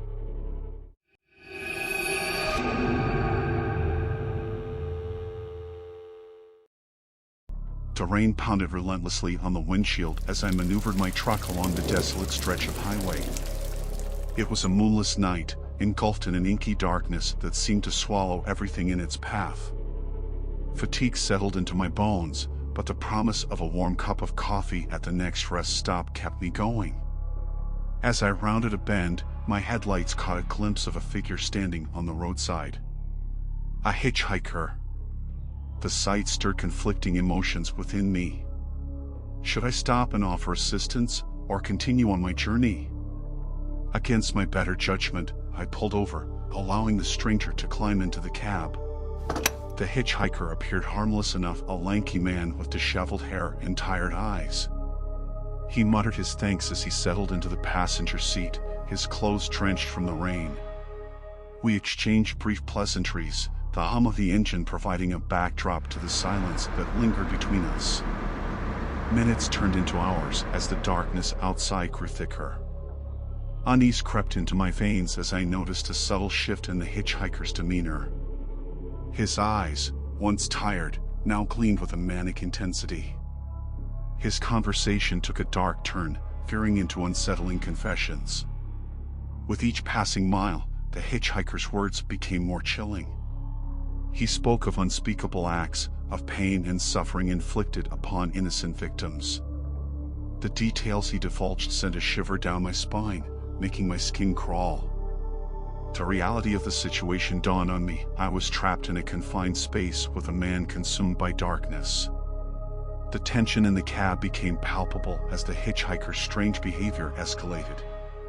He laughed, his laughter devoid of mirth, carrying a sinister edge that sent chills down my spine. Paranoia gnawed at my mind, my heart pounding against my chest as I weighed my options.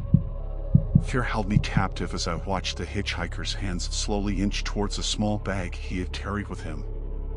Dread flooded my senses, the realization hitting me like a punch to the gut. Whatever was in that bag, I knew it couldn't bode well for me. Summoning every ounce of courage, I concocted a desperate plan.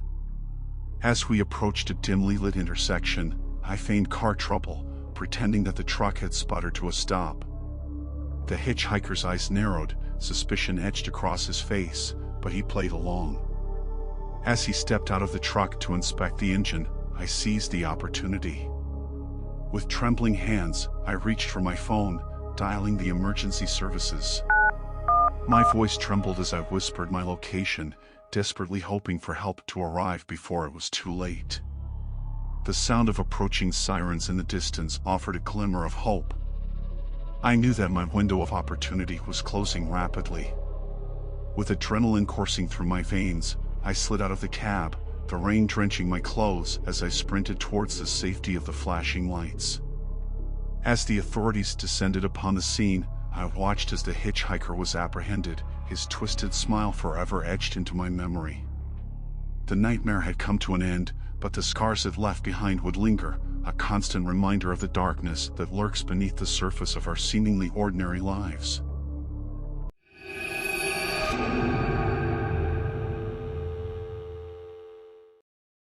Me and my buddy decided to embark on the adventure of a lifetime. Traveling the iconic Route 66. We were psyched, ready to hit the open road and create memories to last a lifetime. See, we had always wanted to do this trip, since we were young. I had been saving for my job and my buddy had some inheritance. We purchased a camper van. The plan was to start at the beginning of the route and make our way all the way to the end, stopping off at attractions along the way for a night at a time, sleeping in the camper. It was gonna be epic. The van was an older model, but had all the features we wanted and plenty of space. We drove for days, soaking in the sights, sounds, and flavors of the towns we passed through. Each night, we would find a spot to park the camper and settle in for some much-needed rest. We had some wild nights, camping out under the stars and sharing stories around the campfire with other travelers when we came across them. Life was good, until one fateful stop. It was just another night, or so we thought. We found a spot near an old, abandoned roadside attraction. The place had an eerie vibe, but we didn't think much of it. After all, we were always up for a little adventure. The place was empty, so we thought we would not get disturbed and can get a good night's sleep. As darkness settled, we hunkered down in the camper, ready to call it a night. But that's when things took a chilling turn. Strange noises crept from the surrounding area, a rustling in the bushes, distant whispers carried by the wind. Unease settled over us, but we tried to brush it off as our imaginations running wild. Then, we heard it, a distinct tapping on the side of the camper. We exchanged wary glances. It couldn't be an animal, not with that rhythmic pattern. Someone, or something, was out there. Summoning our courage, we mustered up the nerve to peek outside. What we saw froze us in our tracks. Standing there, illuminated by the moonlight, was a figure. Tall, hunched, and cloaked in shadows. Our breath caught in our throats as we locked eyes with whoever it was. The figure stood there, unmoving, watching us with an intensity that sent chills down our spines.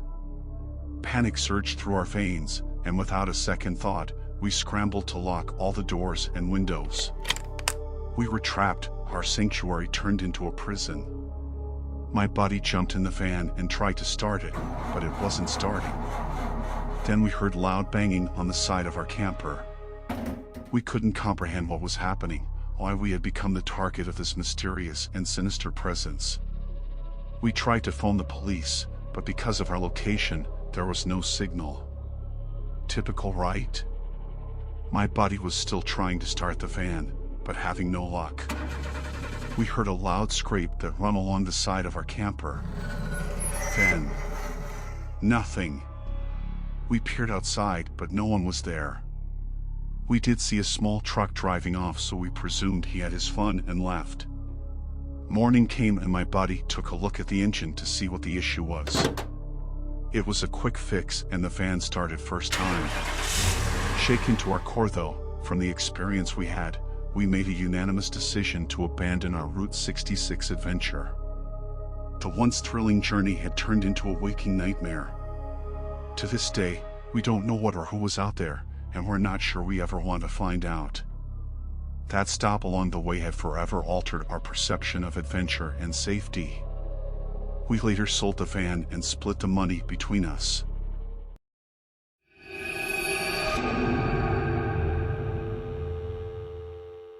I was home alone on a quiet night, the only company being the faint hum of the TV in the background. The phone rang, jolting me from my thoughts.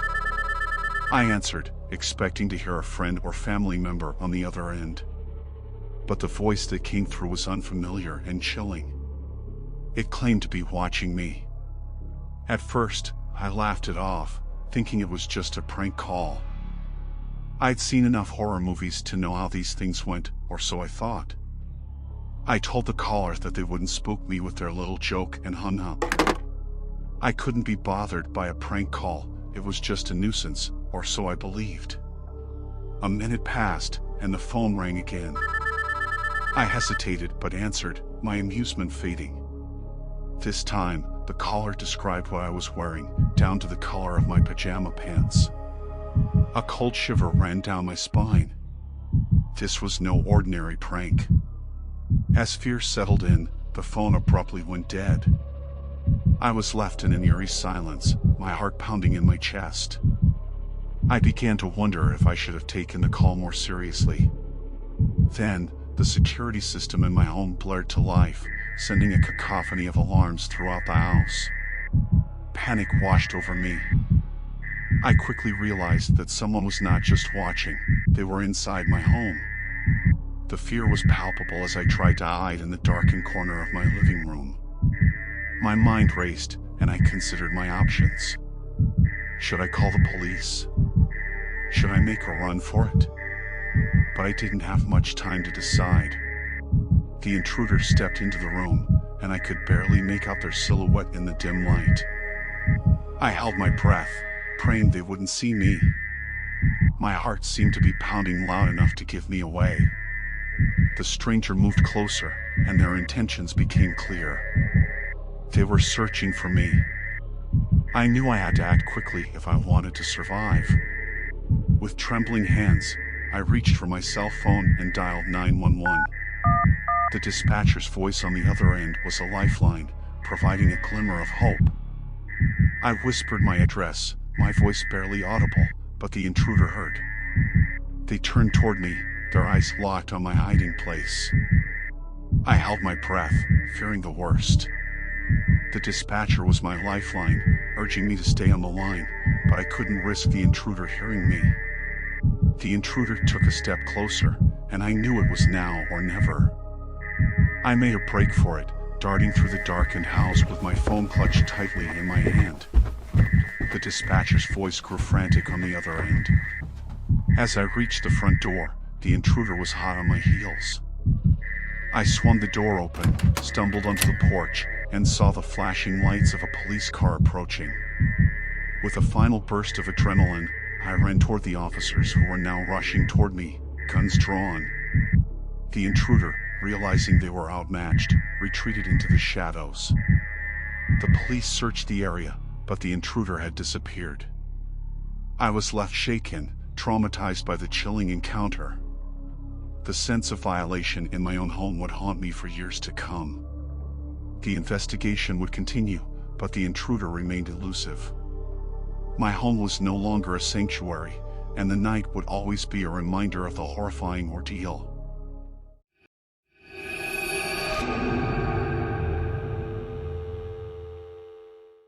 The stretch of highway seemed endless as I guided my truck through the desolate landscape. Nightfall had descended, casting an eerie stillness upon the surroundings. My eyelids grew heavy, and I yearned for a moment of respite.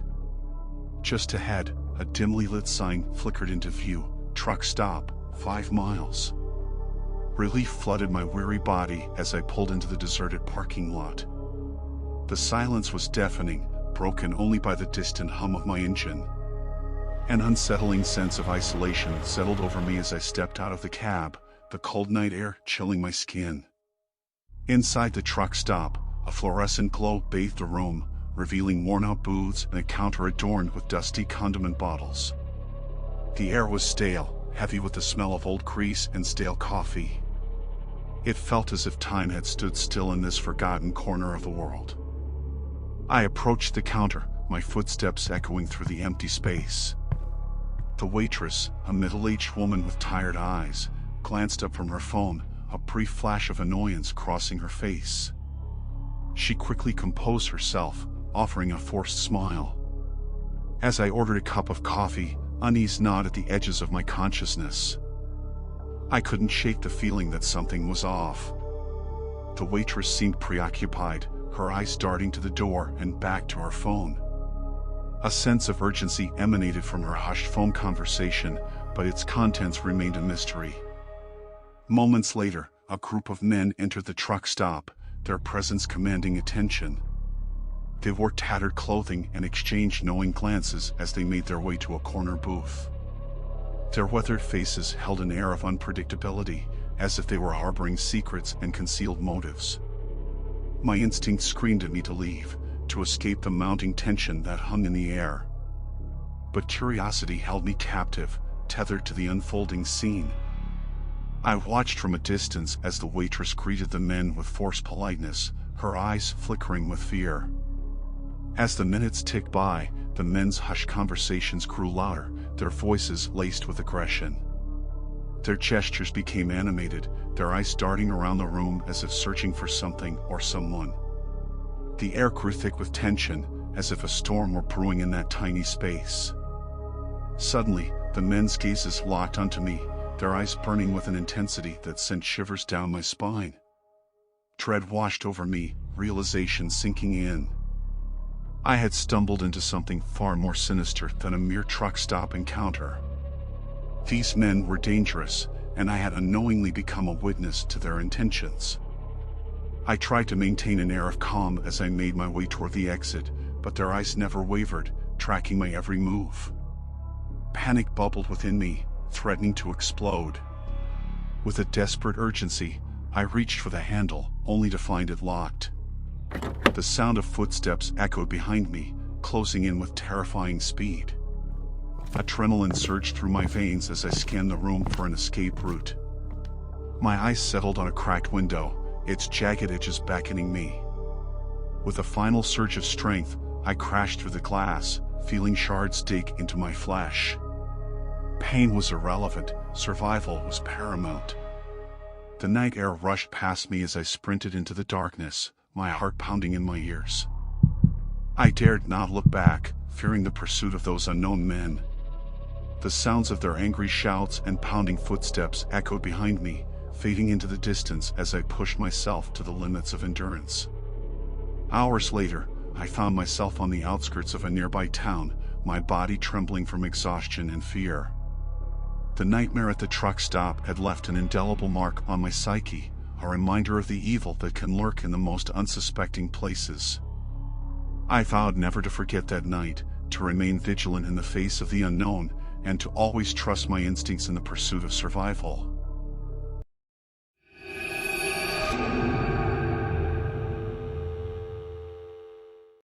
This happened around 3.5 years ago. See, I had been considering buying a lake house for my family, a second home where we could escape the city and create cherished memories together.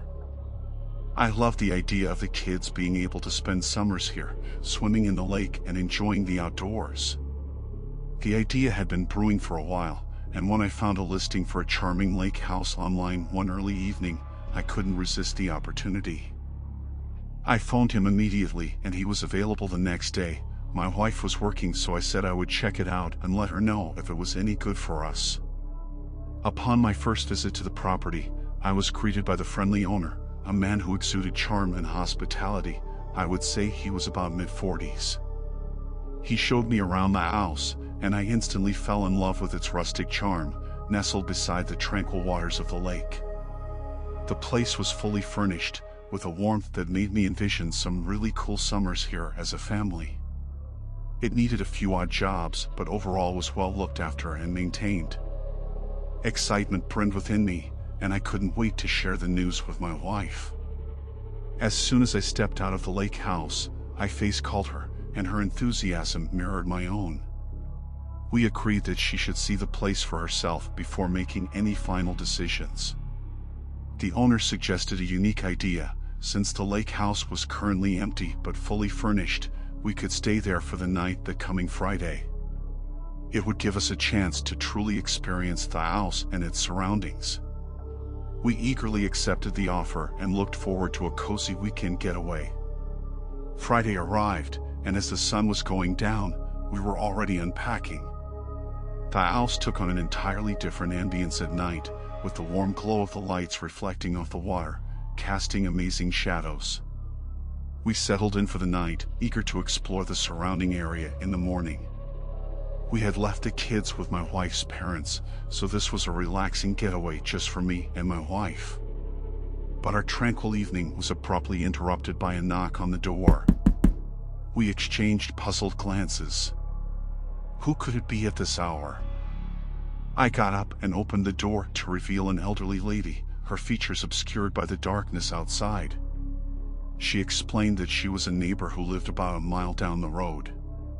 She noticed the lights on in the lake house, and curiosity had led her to our doorstep.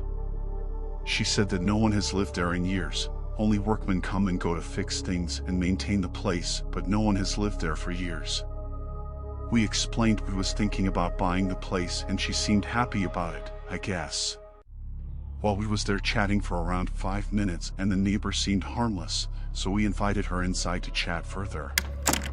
I personally thought it would be a great idea to get her input about the area and living here. However, her behavior quickly became odd. She appeared nervous, casting furtive glances around the room, her hands trembling as she clutched a small bag. Her voice became increasingly hushed, and she began to mutter things that made no sense. The mood started to sour as we watched the elderly lady's strange behavior. She seemed to be trying to convey something, but it remained incomprehensible. My wife and I exchanged uneasy glances, unsure of how to handle the situation. The atmosphere grew more and more tense, and the feeling that something was deeply amiss intensified. In a moment of desperate unease, we excused ourselves, claiming we needed to check on something outside. As we left the room, we exchanged hurried whispers, both of us trying to understand the strange encounter. We agreed that something wasn't right. She had seemed normal at the door, but ever since she stepped inside, things started to decline. We both decided to go back in and tell her we were tired and ask her to leave, but as we walked back through, she was gone. We didn't think too much about it. We enjoyed the rest of our evening and went to bed. The next day we spoke to the owner and brought up the neighbor, and he told us there is no other houses for miles, nor did he know of any old lady, but he did confirm the house has been empty for years, as his dad had the place before him and used it as a second home until his later life when he couldn't get down there much. His father had died and the house was passed down to him. He had been maintaining it but never had any interest in keeping it. I don't think it put us off, but we ended up checking out a few more places and ended up buying elsewhere. But even when we think about it now, how odd it was, how she lied. We often think if we did buy it, would we have seen her again? To be honest, it just freaks me out, and I am glad we never ended up purchasing it.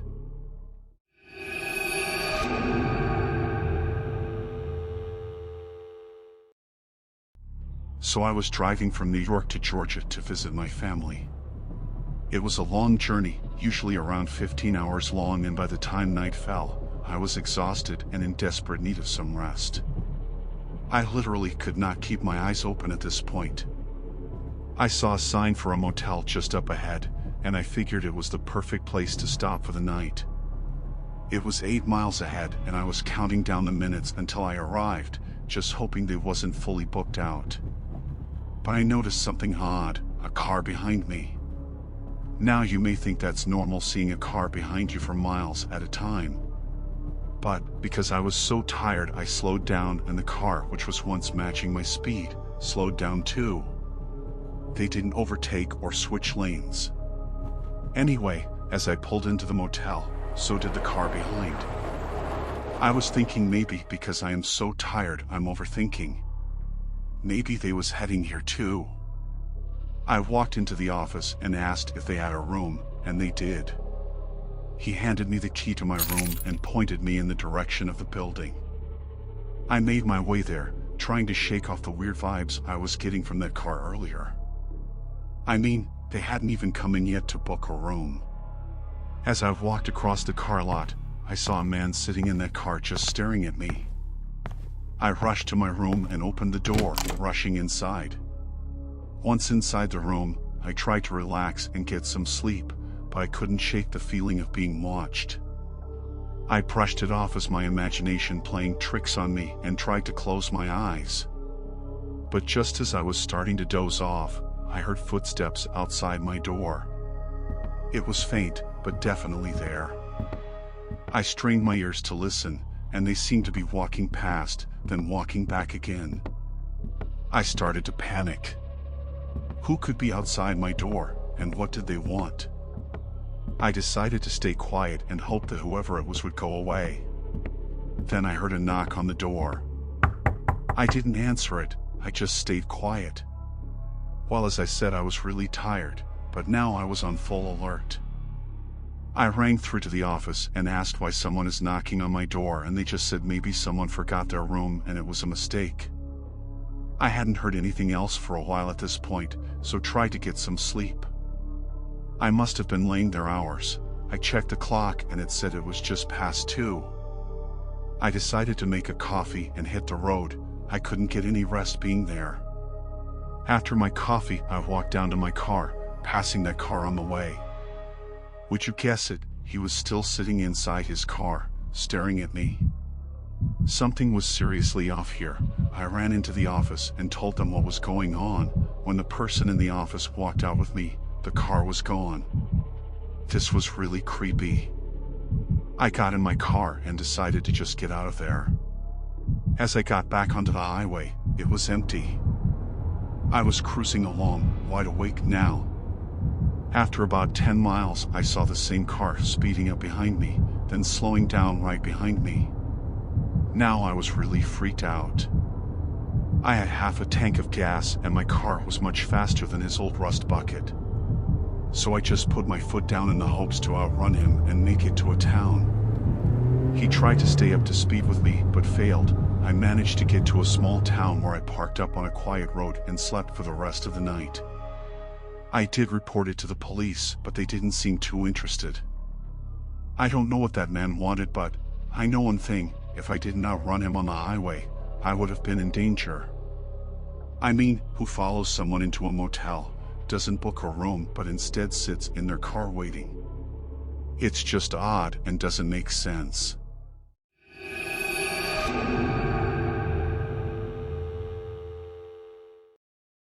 My partner and I had been planning our romantic getaway for weeks. We wanted a cozy little Airbnb where we could relax, unwind, and enjoy each other's company. We found the perfect one, nestled in the heart of a picturesque little town, surrounded by rolling hills and lush greenery. The host, a friendly-looking man in his late 50s, greeted us with a warm smile and showed us around the place. It was just as we had imagined, cozy, rustic, and filled with quaint little details. We felt right at home and settled in quickly. As the day wore on, we noticed a few things that seemed a bit odd. The blinds on the windows didn't close all the way, and there were no curtains or drapes. It was as if the host wanted us to have a full view of the outside, but also people could have a full view of us. Later that evening, we settled down to watch a movie on the couch when I noticed a small, blinking light on the smoke detector in the living room. I tried to ignore it at first, but the more I stared at it, the more uneasy I felt. It was then that my partner noticed a small camera hidden in the corner of the ceiling. We were both stunned, wondering why anyone would feel the need to spy on us in our private moments. We immediately went to the host and demanded an explanation. He was evasive, insisting that it was for security purposes, but we didn't buy it. The next morning, we decided to do some investigating of our own. We checked every nook and cranny of the house, and to our horror, we found hidden cameras in every room, including the bathroom and the bedroom. We felt violated, exposed, and vulnerable. The rest of our stay was ruined. We couldn't relax, knowing that we were being watched. We even slept with our clothes on, afraid to be vulnerable in our own bed. It was a nightmare. When we finally left the Airbnb, we were relieved to be out of there, but the experience left us scarred. We never expected to be spied on in such an invasive way, and we were left with a deep sense of mistrust and paranoia. To this day, we still think about that experience and wonder how many other unsuspecting couples may have fallen victim to that creepy host. It's a chilling reminder that we can never be too careful when it comes to our safety and privacy.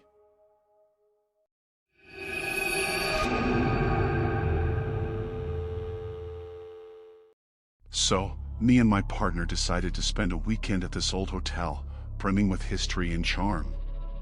We were all about exploring the grounds and immersing ourselves in the local area. But little did we know, things were about to take a turn for the worst. On the last night of our stay, as we peacefully slumbered, a loud banging jolted us from our sleep. My heart raced as I struggled to gather my thoughts. Who could be knocking at the door this late? Fear began to creep in as I stumbled my way towards the door. As I swung the door open, a shiver ran down my spine. There stood a man, disheveled and frantic. His eyes were wild with desperation. He babbled incoherently about someone being after him, someone who wanted to do him harm. My mind whirled with confusion and concern. Was this man in danger? And what danger did he bring to our doorstep? Trying to make sense of the situation, I invited him into the room. It felt like the right thing to do, the compassionate thing. But as soon as he stepped inside, the atmosphere turned tense. The man paced the room, his anxiety infecting the very air we breathed. He spoke of conspiracies and hidden agendas, his words laced with paranoia. I exchanged anxious glances with my partner, silently questioning the decision we had made. Time passed, but the man showed no signs of calming down. His ramblings grew more frantic, his gestures more erratic. We offered to call the hotel workers or the police, but he kept refusing. We were trapped in our own room, a prison of uncertainty and danger. Every time we tried to leave, he blocked the door, telling us it's not safe out there. With every passing minute, the situation grew more nightmarish. The room was filled with a mix of desperation and madness. We kept contemplating our next move, searching for an escape from this living nightmare. My partner needed the restroom, but he kept telling her to hold it in. We felt trapped. Enough was enough. We needed to get out of this room. I told him I'm going to get the hotel workers and tried to push past him. He wouldn't budge, but I managed to get past him. I shouted out for help, not wanting to leave my partner in the room with him. But no one heard me. I tried to get back into the room, but it was locked. I could hear my partner screaming. I rushed down to reception and told them there is a crazy man in our room. Security rushed up and I followed close behind. They tried to open the door with the keycard, but he had locked it from the inside. They broke the door down to find my partner on the bed, scared stiff. The man had gone and the window was wide open. We was given a full refund but didn't feel safe staying in hotels again. I just wish we had never opened the door. The man was later caught and had a variety of issues, and they said he was put in a mental hospital.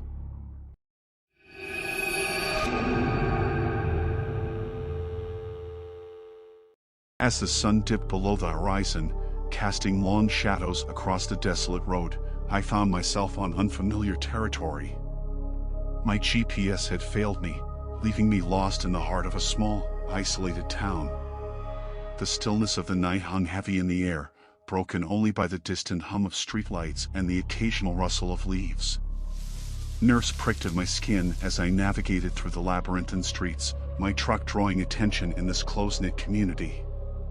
Dark alleys and dilapidated buildings painted a picture of a town forgotten by time, a breeding ground for secrets and hidden dangers. A group of rough-looking individuals caught my eye, their eyes gleaming with suspicion as they huddled on a dimly lit corner. Their gazes followed me as I passed by, an uncomfortable weight settling in the pit of my stomach. It was then that I realized I had stumbled into the territory of a local gang. A chill raced down my spine as I felt their presence lingering, their predatory instincts honed by a life on the wrong side of the law.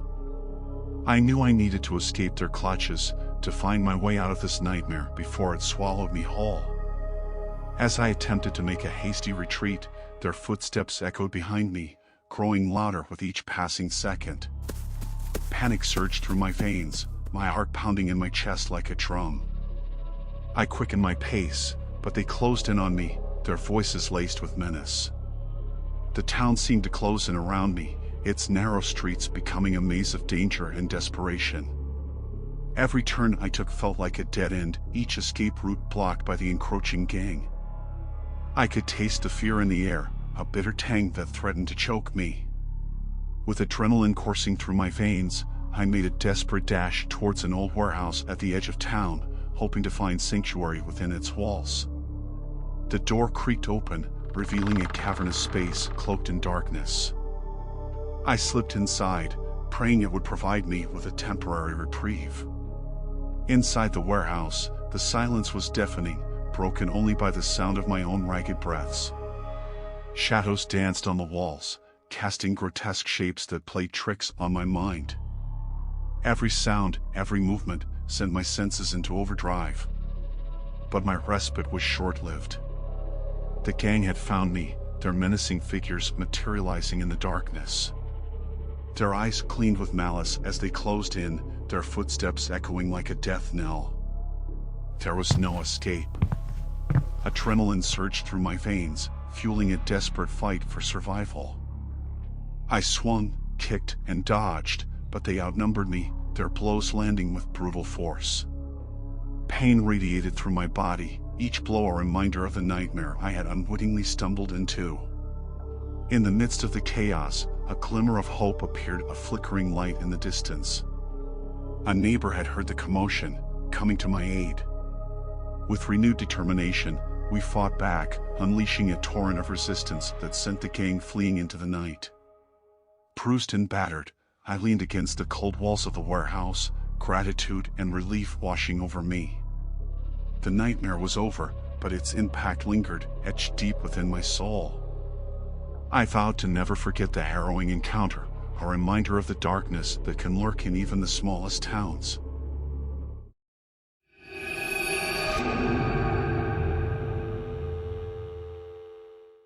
The beach resort shimmered under the moonlit sky as my partner, Alex, and I arrived for a much-needed weekend getaway. The sound of crashing waves and the scent of salt in the air instantly transported us into a state of relaxation. Little did we know that our serene escape would soon take a terrifying turn. After a day of sun-soaked activities, we found ourselves taking a leisurely stroll along the deserted shoreline. The moon hung high, casting an ethereal glow upon the sand. The gentle lapping of the waves provided a soothing backdrop until a faint, unsettling sound shattered the tranquility. Curiosity piqued, we followed the noise, our footsteps sinking into the cool sand. The sound grew louder, a muffled cry, desperate and pleading. Goosebumps prickled my skin as we approached a cluster of rocks nestled against the shore. In the dim moonlight, we spotted movement, shadows darting about. The air crackled with tension as we hesitated, uncertain of what lay before us. But the cries persisted, driving us to investigate further. As we drew closer, our eyes widened in horror. Huddled behind the rocks were a group of people, men and women, bound and gagged, their faces etched with fear. Their eyes pleaded for help, their muffled cries echoing in the night. Shock held us in its grip as we frantically untied the ropes, offering them solace and freedom. Their gratitude washed over us, mingled with a profound sense of unease. How had they ended up in this nightmarish predicament? And who could be responsible for such cruelty? We guided the group back to the safety of the resort, where authorities were immediately alerted. The survivors, visibly shaken, recounted tales of abduction and captivity. They had been lured to the beach under false pretenses, only to fall into the clutches of sadistic captors. News spread like wildfire, instilling a collective unease among resort guests. The once tranquil atmosphere turned suffocating, clouded by the knowledge that a predator lurked in our midst. Every shadow seemed to hold a hidden threat, and whispers of suspicion filled the air. The days that followed were fraught with tension and fear. Guests exchanged wary glances, their smiles replaced by caution. The resort became a fortress, security patrols increasing in frequency and intensity. But despite the heightened precautions, a lingering sense of vulnerability pervaded the air. As our weekend getaway came to an end, we departed with heavy hearts, forever haunted by the horrors we had witnessed. Our minds raced with unanswered questions, plagued by the lingering fear that such atrocities could occur anywhere, even in the most idyllic of settings.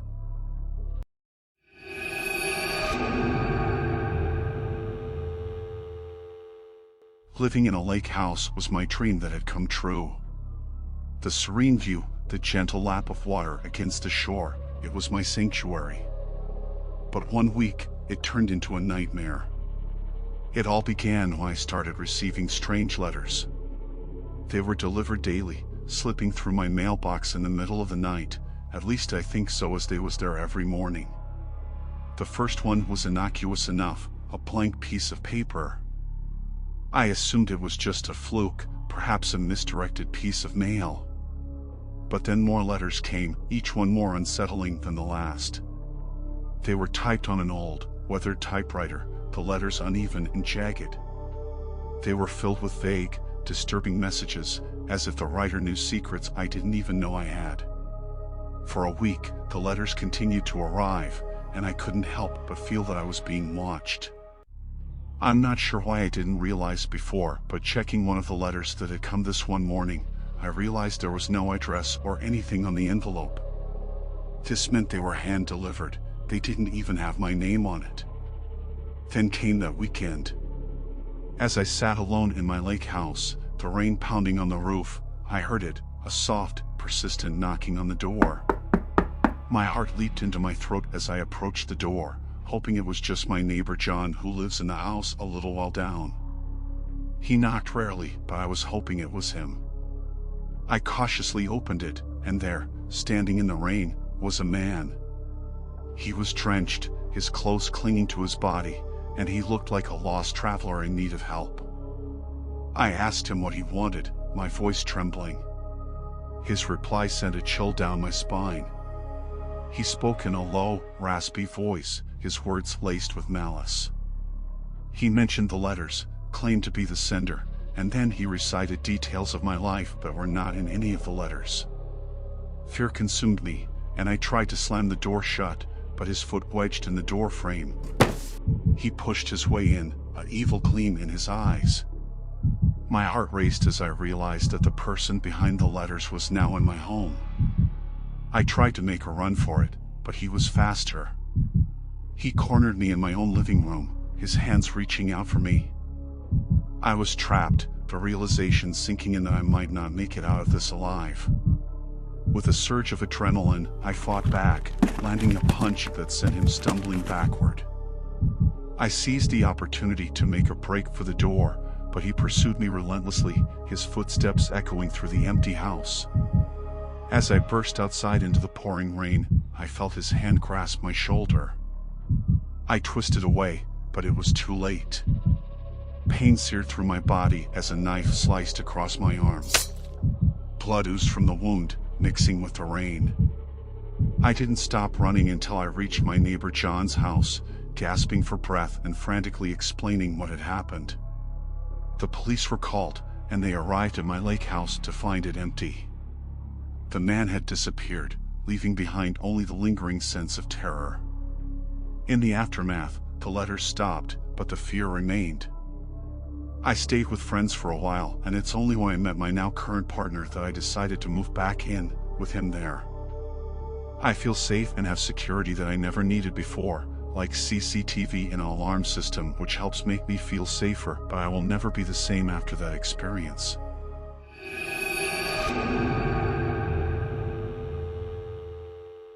This happened to me a few years ago now. I had just moved to the city for a new job and was in search of a place to stay. After scanning through multiple listings, I came across a cozy little house with a room available for rent. The rent was reasonable and it was in a nice neighborhood, so I jumped at the opportunity. I soon found out that I would be sharing the house with 3 other people, all in their mid-20s. The house was welcoming, and my housemates seemed friendly enough, but there was one person in particular that made me feel uneasy. Her name was Emily, and she was the one who had shown me around the house during my viewing. There was something off about her demeanor that I couldn't quite put my finger on, but I brushed it off as just nerves. In the weeks that followed, things began to take a strange turn.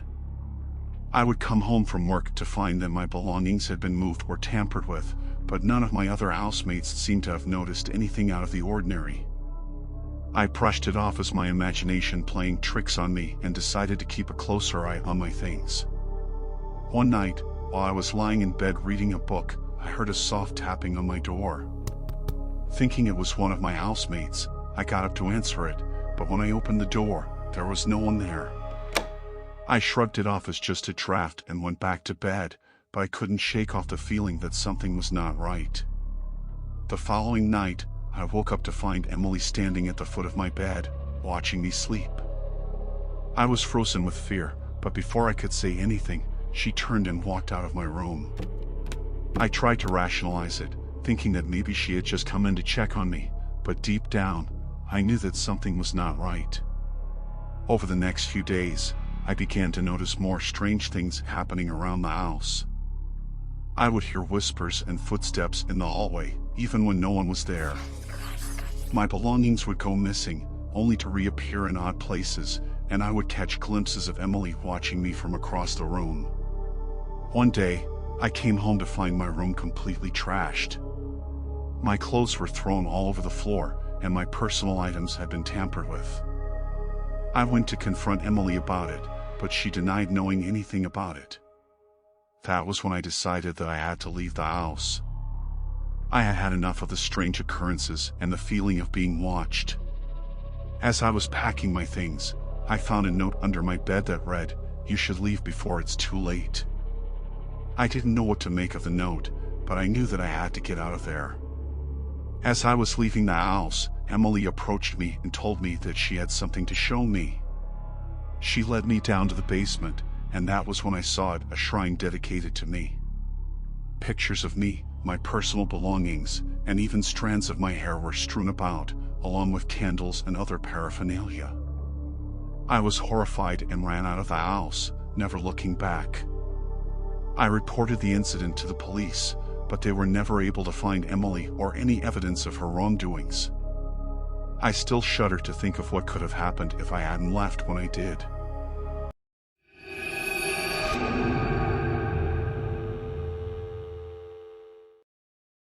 I woke up to the sound of my phone ringing. I reached over to check the time, and it was 2:45 a.m. Who could be calling me at this hour? I checked my phone, and it was a couple staying at my Airbnb. They had only checked in 2 nights ago, and it was strange for them to call me in the middle of the night. I answered the phone, and the man on the other end sounded panicked. "The water's not working," he said. "We can't shower or use the bathroom." I apologized and told him I would head over immediately to check things out. After all, it was most probably nothing, and a plumber would have charged me more than they were paying to fix it. I got dressed quickly and headed over to my rental property. As I approached the house, I noticed something strange. There were no lights on inside. I had left a lamp on for them to use, but it was off. I tried calling them back, but they didn't answer. I let myself in with the key, and that's when I saw them. 3 men, standing in my living room, staring at me. I froze, not knowing what to do. The men were all dressed in dark clothing and had covered their faces. They didn't say a word, but I could see the fear in their eyes. I slowly backed away, reaching for my phone in my pocket. As soon as my hand touched my phone, one of the men lunged at me. I managed to dodge his attack and ran towards the door, but it was too late. The other 2 men blocked my way out. I was trapped, and the men knew it. They surrounded me, and I could feel their hot breath on my face. "Tell us where Gary is," one of them said. I had no idea what he was talking about. I didn't know any Gary. But they didn't believe me. They began to search the house for something, tearing apart my belongings and destroying everything in their path. As they searched, I tried to come up with a plan to escape. But it seemed impossible. They had taken my phone, and I was locked in with no way out. I could hear them talking, discussing their next move. It was clear they weren't leaving any witnesses. A while passed, and I was still trapped. The men had moved on to ransacking the rest of the house, leaving me alone for a moment. I took the opportunity to search for a way out. I found a window that led to the backyard, but quickly realized it was too small for me to fit through. Just when I thought all was lost, the men collected their things and walked out like nothing happened. They clearly didn't find Gary or whatever they was looking for. I called the police and they come out to take my statement, but I didn't have any description of the men and they didn't leave any prints. It's safe to say I don't book out my house anymore and decided to just rent it out to a local family. I get less money than having it on Airbnb, but I think it's the safer option.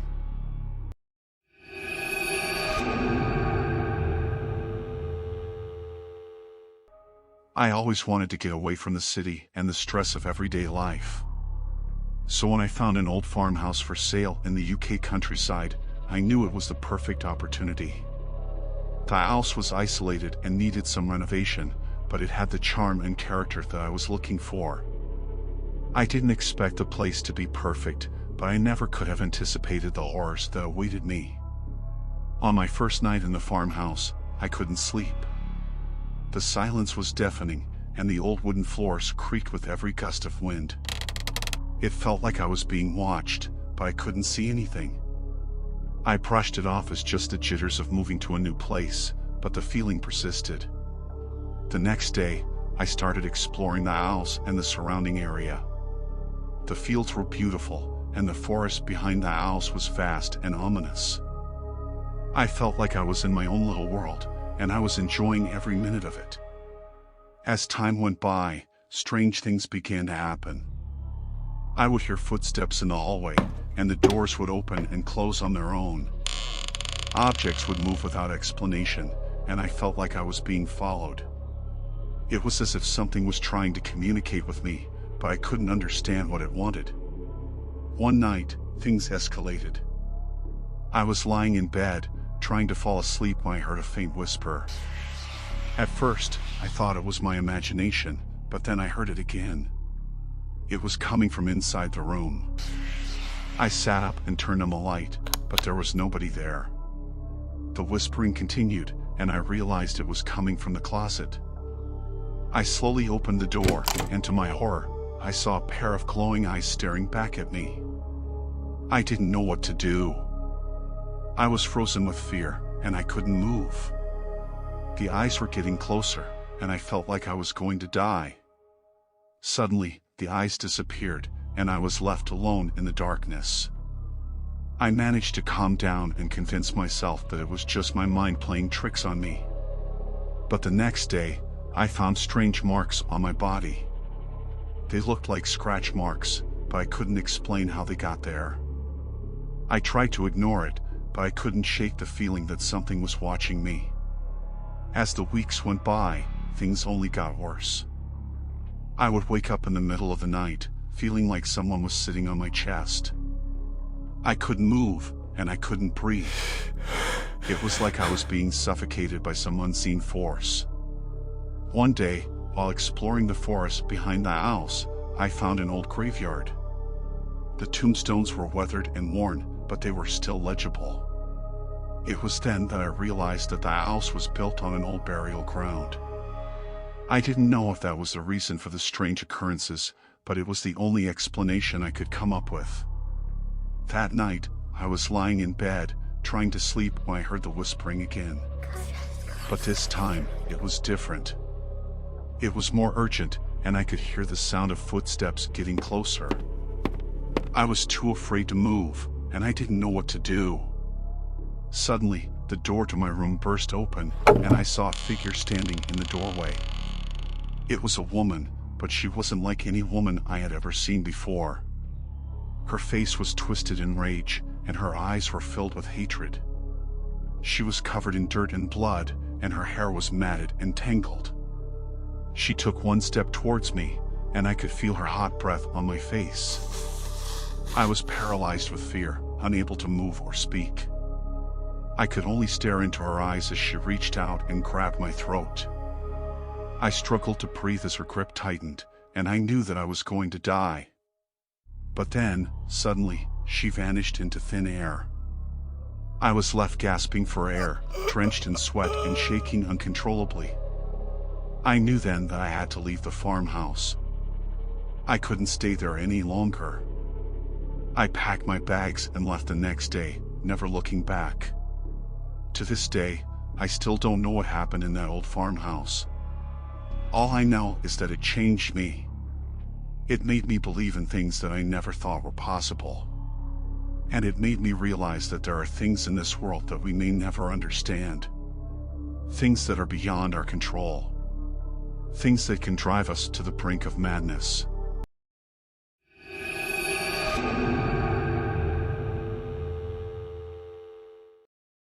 This story was told to me by an old trucker friend of mine, the typical tough guy who had seen it all on the road. But even he couldn't hold back the fear and concern while recounting this particular encounter. It happened years ago, back in the late 90s. He was on his way from Central Texas to Laredo, picking up a load. The time was early morning, around 4 or 5, and he had just come off a string of days at home, so he was wide awake and alert. He found himself on one of those desolate two-lane winding roads, far away from civilization. The only light around was from his high beams, piercing through the darkness. As he drove, something caught his eye at the edge of the road, just within the glow of his headlights. At first, he thought it was just roadkill, a common sight on such roads. But as he approached, he saw a man crouched over the deer carcass. He couldn't believe his eyes. This guy was eating the damn deer. He was pulling chunks of meat from the stomach and devouring them. As my friend got closer, the man stopped his gruesome meal and looked up, not at the truck, but directly at him. Fear gripped my friend as he noticed the man's appearance. He was massive, covered in hair, and his eyes displayed an unsettling intelligence. The creature stood up and revealed its true form, a huge, brown, and hairy figure. It was something out of nightmares. As my friend passed by, he saw the creature's head towering above the truck's hood, peering into the driver's side windshield, fixating its gaze on him. He didn't even think about stopping. His instincts kicked in, and he hit the gas, speeding away as fast as he could. The creature seemed to understand there was a driver inside and appeared to recognize where my friend was sitting. Its eyes held an uncanny human-like intelligence that sent shivers down his spine. Even as he drove away, he couldn't shake the image of that towering, intelligent creature staring at him. Its presence filled him with an overwhelming sense of terror, something he had never experienced before. To this day, my friend can't forget that nightmare-inducing encounter. He's seen it all on the road, but this was beyond anything he could ever have imagined. The memory of that giant, hairy being with its human-like eyes haunts him.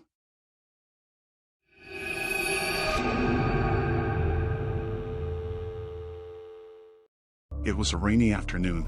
I was having a clear out when I stumbled upon an old bundle of dog supplies I had tucked away in the back of my closet. My dog had passed away about a year ago, and it was time for me to let go of these things.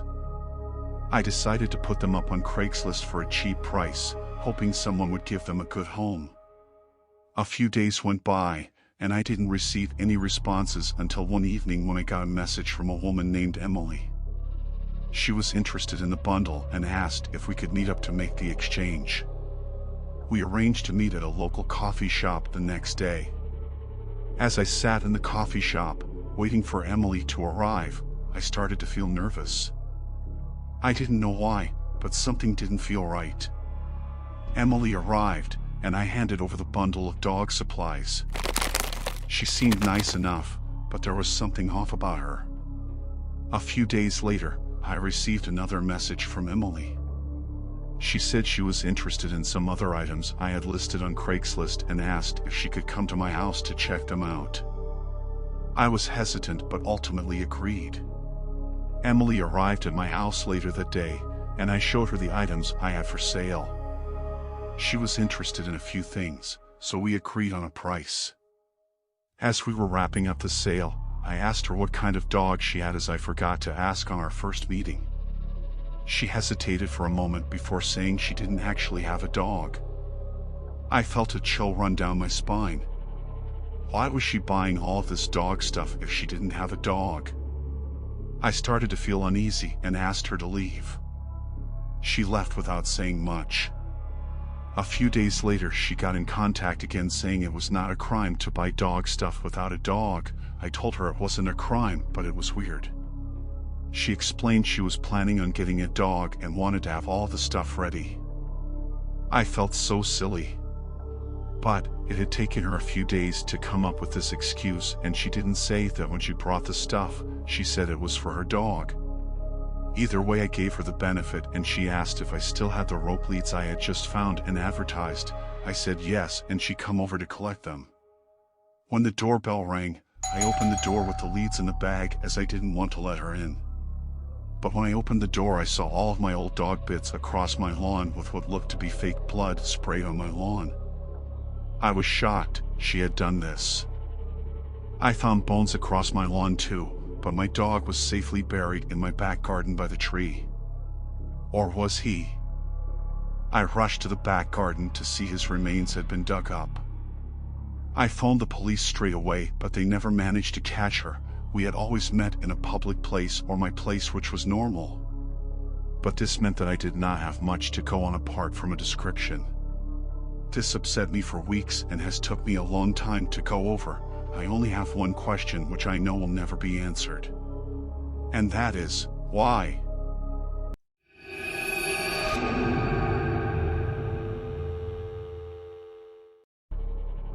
So, there was a group of us, best friends since high school. We decided to embark on a camping trip. It was a celebration of sorts because our buddy, Jake, had just aced his driving test and was eager to hit the road. We scoured the internet, searching for the perfect spot, and stumbled upon a forum that raved about this remote wilderness haven. It seemed like a dream come true. Loaded up with camping gear, snacks, and a sense of adventure, we hopped into Jake's newly acquired wheels.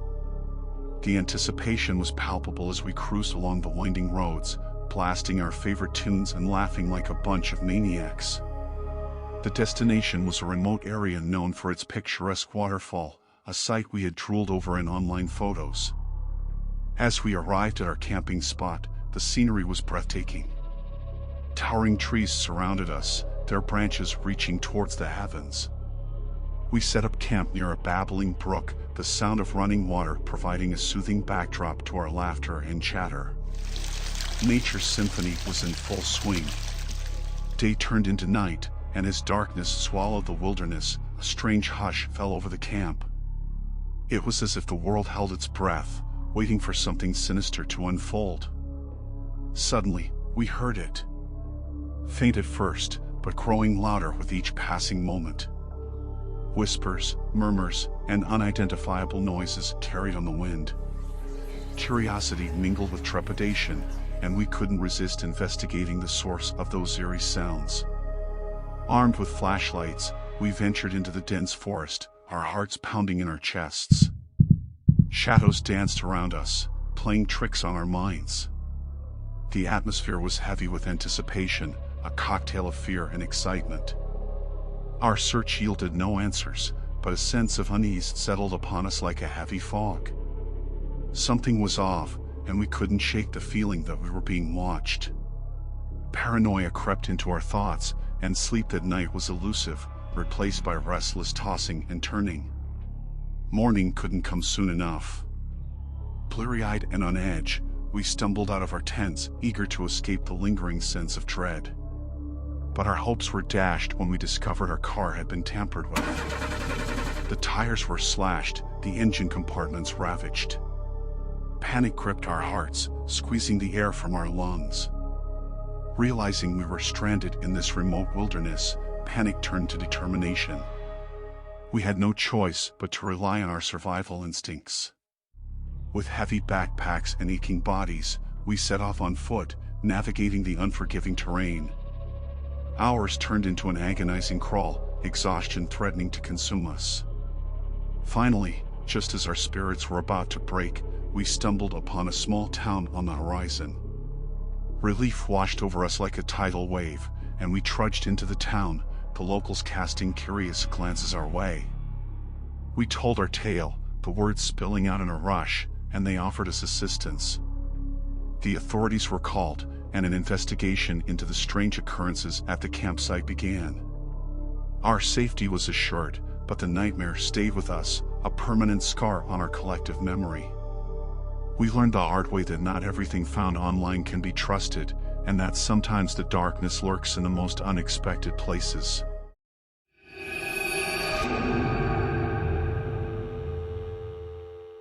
It all happened when my partner and me, along with our loyal dog Roscoe, found ourselves living in an old camper van.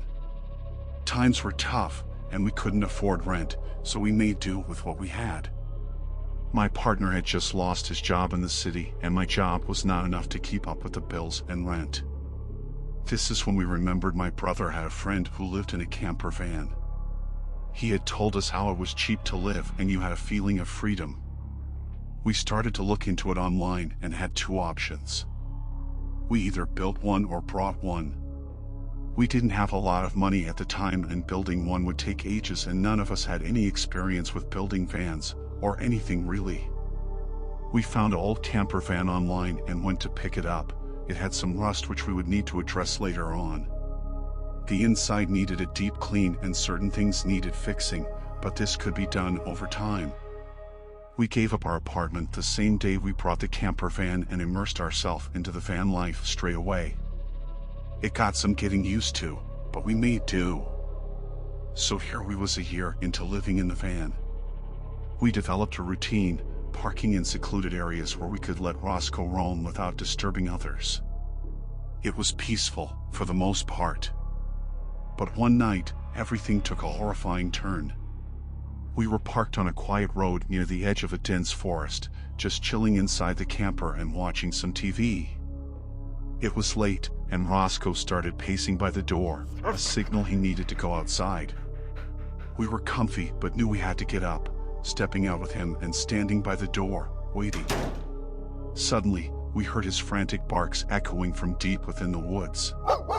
Concerned, we grabbed our flashlights and followed the sound. The forest enveloped us in darkness, and an eerie silence in the air. Fear gripped us, but the thought of our beloved dog in danger propelled us forward. Maybe an animal was close by, we thought. As we ventured further, the barks grew louder. We quickened our pace, heartbeats pounding in our chests. And then, we heard it. A shot. Then a yelp. We raced towards the source of the sound. In a small clearing, we stumbled upon a horrifying sight. 3 men, shrouded in darkness, were digging a hole. Beside them lay several large bags. Panic surged through us as the realization of what we had stumbled upon sank in. Next to them was Roscoe, laying still on the ground. They hadn't spotted us yet, so we turned our flashlights off. They picked Roscoe up and threw him in the hole. This confirmed what we thought. So we quietly retreated. But we saw 2 of the men walking towards where we were. They must have realized someone was close by and would be looking for their dog. We managed to get back in the safety of our camper van. We huddled together, grappling with the shock of what we had witnessed. Questions raced through our mind. What were those men doing? What was in those bags? Why would they do that to Roscoe? We phoned the police and gave our location. They told us to drive away to a safer location. We got in the front, ready to drive off, when we heard a tapping on the van. My partner started the van and put his foot on the gas, driving off as fast as we could. We managed to get to a small 24-hour diner and phoned the police back to let them know where we was. We stayed in that diner for the whole night. In the morning, a police officer came to tell us the men had gone when they arrived. But they had dug the semi-filled-in hole to discover 2 bodies, one being our beloved Roscoe, the other being a man in his late 40s. To this day, they have never been caught. We can't help but wonder if we didn't get away, would we have been in that hole with them?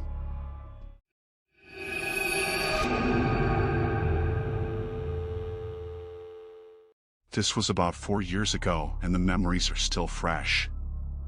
I was staying at an Airbnb in the middle of nowhere. See, I was a writer and I needed to get some headspace.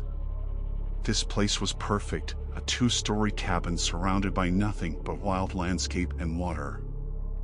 I had parked my car in the wooden garage and vowed not to leave the cabin until I had at least the first chapter finished on my new book. I had been there 2 days and had another 3 days left when it happened. I was laying in bed, about to fall asleep when I heard noises outside, like footsteps. I looked outside but couldn't see anything. I dismissed it as an animal. Then I heard footsteps on the decking, just outside the front of the cabin.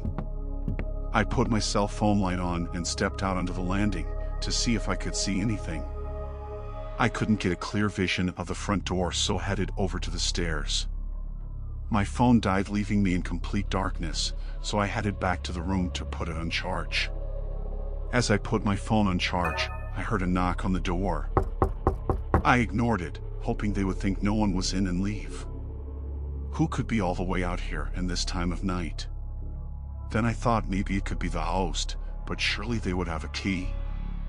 Anyway, they seemed to have gone as I heard nothing else after that.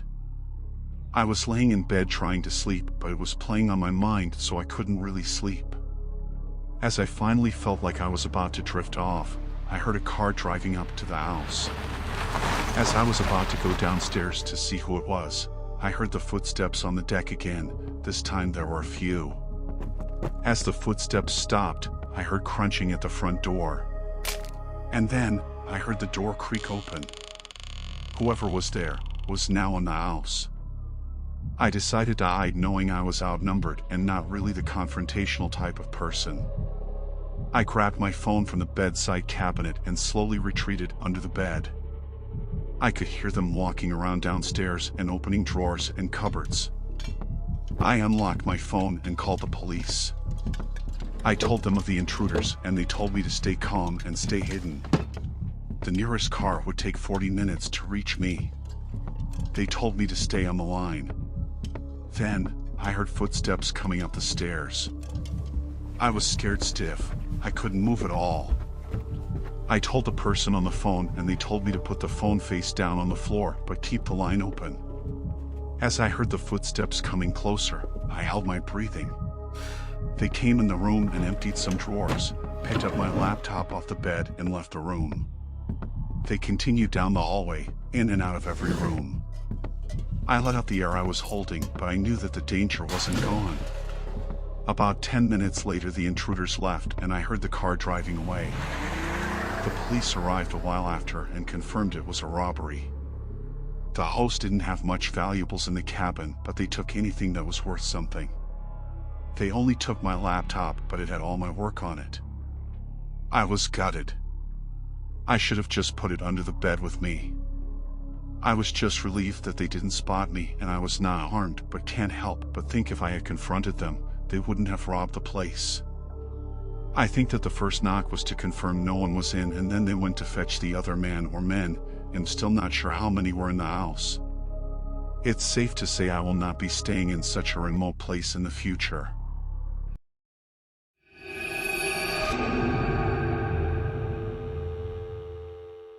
I live in a peaceful community where everyone knows each other and nothing really goes on here. It's a while out from the main town, but generally a really nice place to live. That was until one night. I remember that night vividly, the night that turned my peaceful home into a nightmare. It was a chilly evening, and I found myself alone in the house. My husband was away on a business trip, and I had decided to spend the evening relaxing and catching up on some work. As I sat in the living room on my laptop, the phone rang. I picked it up, expecting it to be a routine call from my husband. But as soon as I heard the voice on the other end, something didn't seem right. It was muffled and distorted, making it almost impossible to discern any recognizable features. The voice asked a simple question: "Are you alone?" I chuckled nervously, assuming it was some prank call. I replied dismissively, "Who is this? It's not funny." I hung up, hoping to put an end to the strange encounter.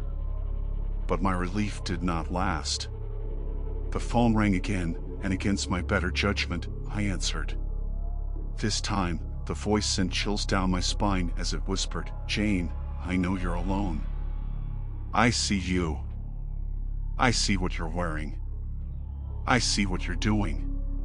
Panic coursed through my veins as I realized the caller had known my name, but I still took it as a prank call, so decided to call them out.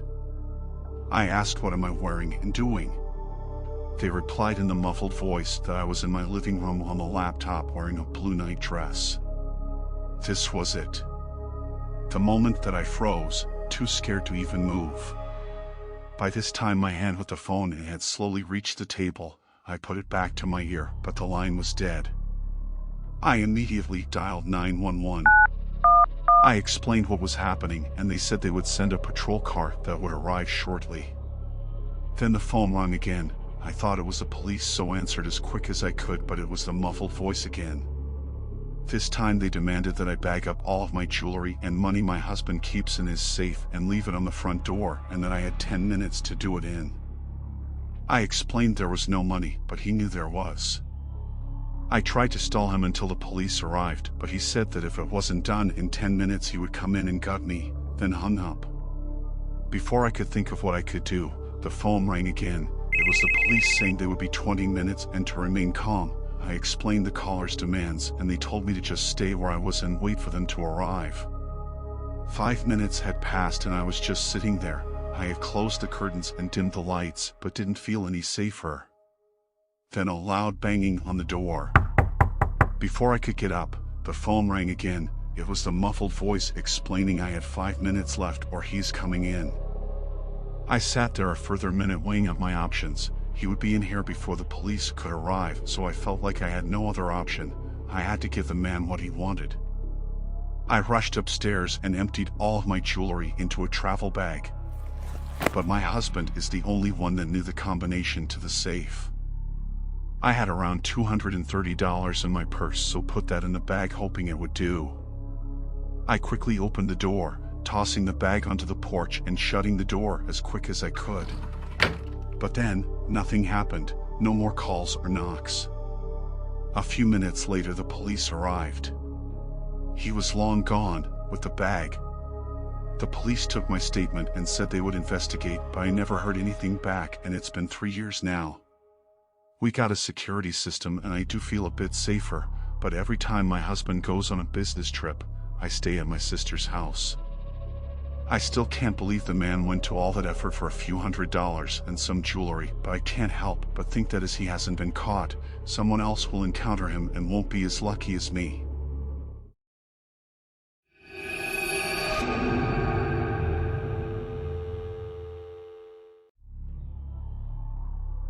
So, there I was, driving through the Canadian Rockies late at night.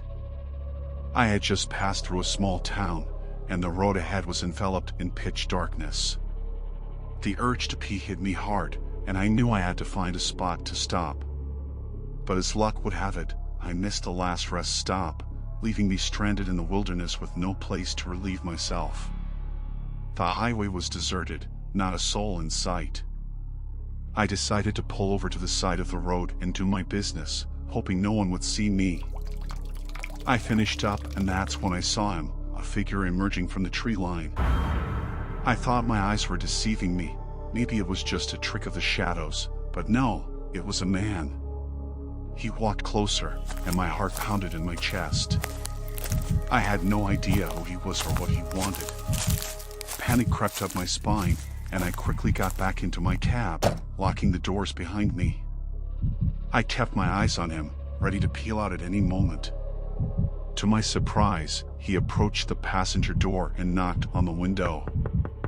I hesitantly cracked it open, asking what he wanted. His response sent shivers down my spine. "I need you to call the cops." His tone was serious, filled with desperation. My mind raced with questions, and I cautiously asked why. He confessed that he had gone into the woods to end his life, but couldn't go through with it, thinking of his daughters before he took that fateful step. My heart sank, and I knew I had to help him. I called the cops while he stood outside, quietly crying. Fear and compassion battled within me as I waited for help to arrive. He had a kitchen knife with him, the very instrument he had planned to use on himself. So I had to keep him outside and stay in the cab with the doors locked. I stayed in the cab the whole time, advising him to leave the knife on the ground when the police arrived. The minutes felt like an eternity as I prayed for his safety and for the cops to come quickly. Finally, the sound of sirens broke the silence. The cops arrived, and they took him into their care. Before they left, I had a heart-to-heart with the man, offering him words of hope and encouragement. As the police drove away with him, I couldn't help but think about him and his struggle. I hoped and prayed that he found the strength to turn his life around, to find peace and happiness despite the darkness that had enveloped him. That night, I realized just how fragile life can be, how the choices we make can lead us down dark and lonely paths. It was a haunting encounter that I will never forget, a reminder that even in the depths of despair, there is hope. But it just still seems weird that I pulled over at that spot when I could have pulled over anywhere. And then this happened.